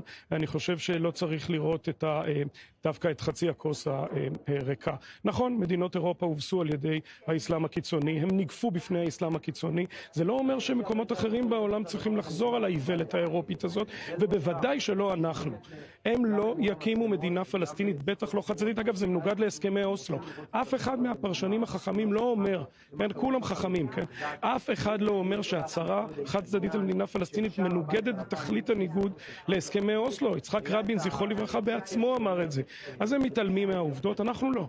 אבל יש לנו על השולחן, ראיתי את הודעתו של הנשיא טראמפ בעניין הריבונות, יהיה דיון מאוד חשוב עם ראש הממשלה ביום שני עד שעות הצהריים המאוחרות בוושינגטון, ויש עוד אפשרויות למדינת ישראל, זה לא רק החלת הריבונות, ואני מציע לחכות לפגישה עם הנשיא טראמפ ביום. אוקיי, הזכרת את הנשיא טראמפ, אנחנו יודעים שטראמפ ממש בדקות האחרונות מיד, בסיום הנאום הזה, מדבר על כך שהוא ייתכן ונראה עסקה בקרוב מאוד לשחרור החטופים. עד כמה עסקה כזו, העסקה שמציע הנשיא טראמפ, באמת נאמנה לדרישות של ישראל לסיום המלחמה הזו? מאוד פשוט, זה מאוד פשוט. יש שני תנאים שנחזור עליהם פעם אחר פעם אחר פעם, והם החזרת כל החטופים, החיים והמתים, וכמובן רצועת עזה, ללא שלטון אזרחי או צבאי של חמאס. ובכן, הנה יש לך עסקה בלי חמאס ועם החטופים. אופיר אקוניס, קונסול ישראל בניו יורק, תודה רבה לך על הדברים האלה, ודניאל, אנחנו חוזרים אלייך. גיא עזריאל, אופיר אקוניס, תודה רבה לכם. עכשיו אנחנו נגיד שוב לצופים שלנו ערב טוב ושבת שלום. עוד שבוע סוער במדינה שאין ברגע דל. לעתיד מזהיר של שגשוג ושלום. כך סיכם ראש הממשלה בנימין נתניהו את דבריו בנאומו בעצרת האומות המאוחדות. זה היה ממש לפני כשעה וחצי. בדרך לשם הוא פתח ממש חזק וממש לא מתנצל. בראש מורם ובמילים נחרצות הבהיר לעולם ראש הממשלה שלנו שמדינת ישראל לא תסכים להתאבדות לאומית והיא לא תסכים להקמת מדינה פלסטינית על הראש שלנו. אחד הוא עבר על אויבינו שחוסלו והודיע למנהיגי המערב, זה כתב אישום נגדכם. טרור שאתם נלחמים בנו בזמן הזה. ובאופן ישיר לסחף המדיני ששוטף את העולם, למרות אפקט העדר של אותן מדינות נאיביות מערביות, ישראל שלנו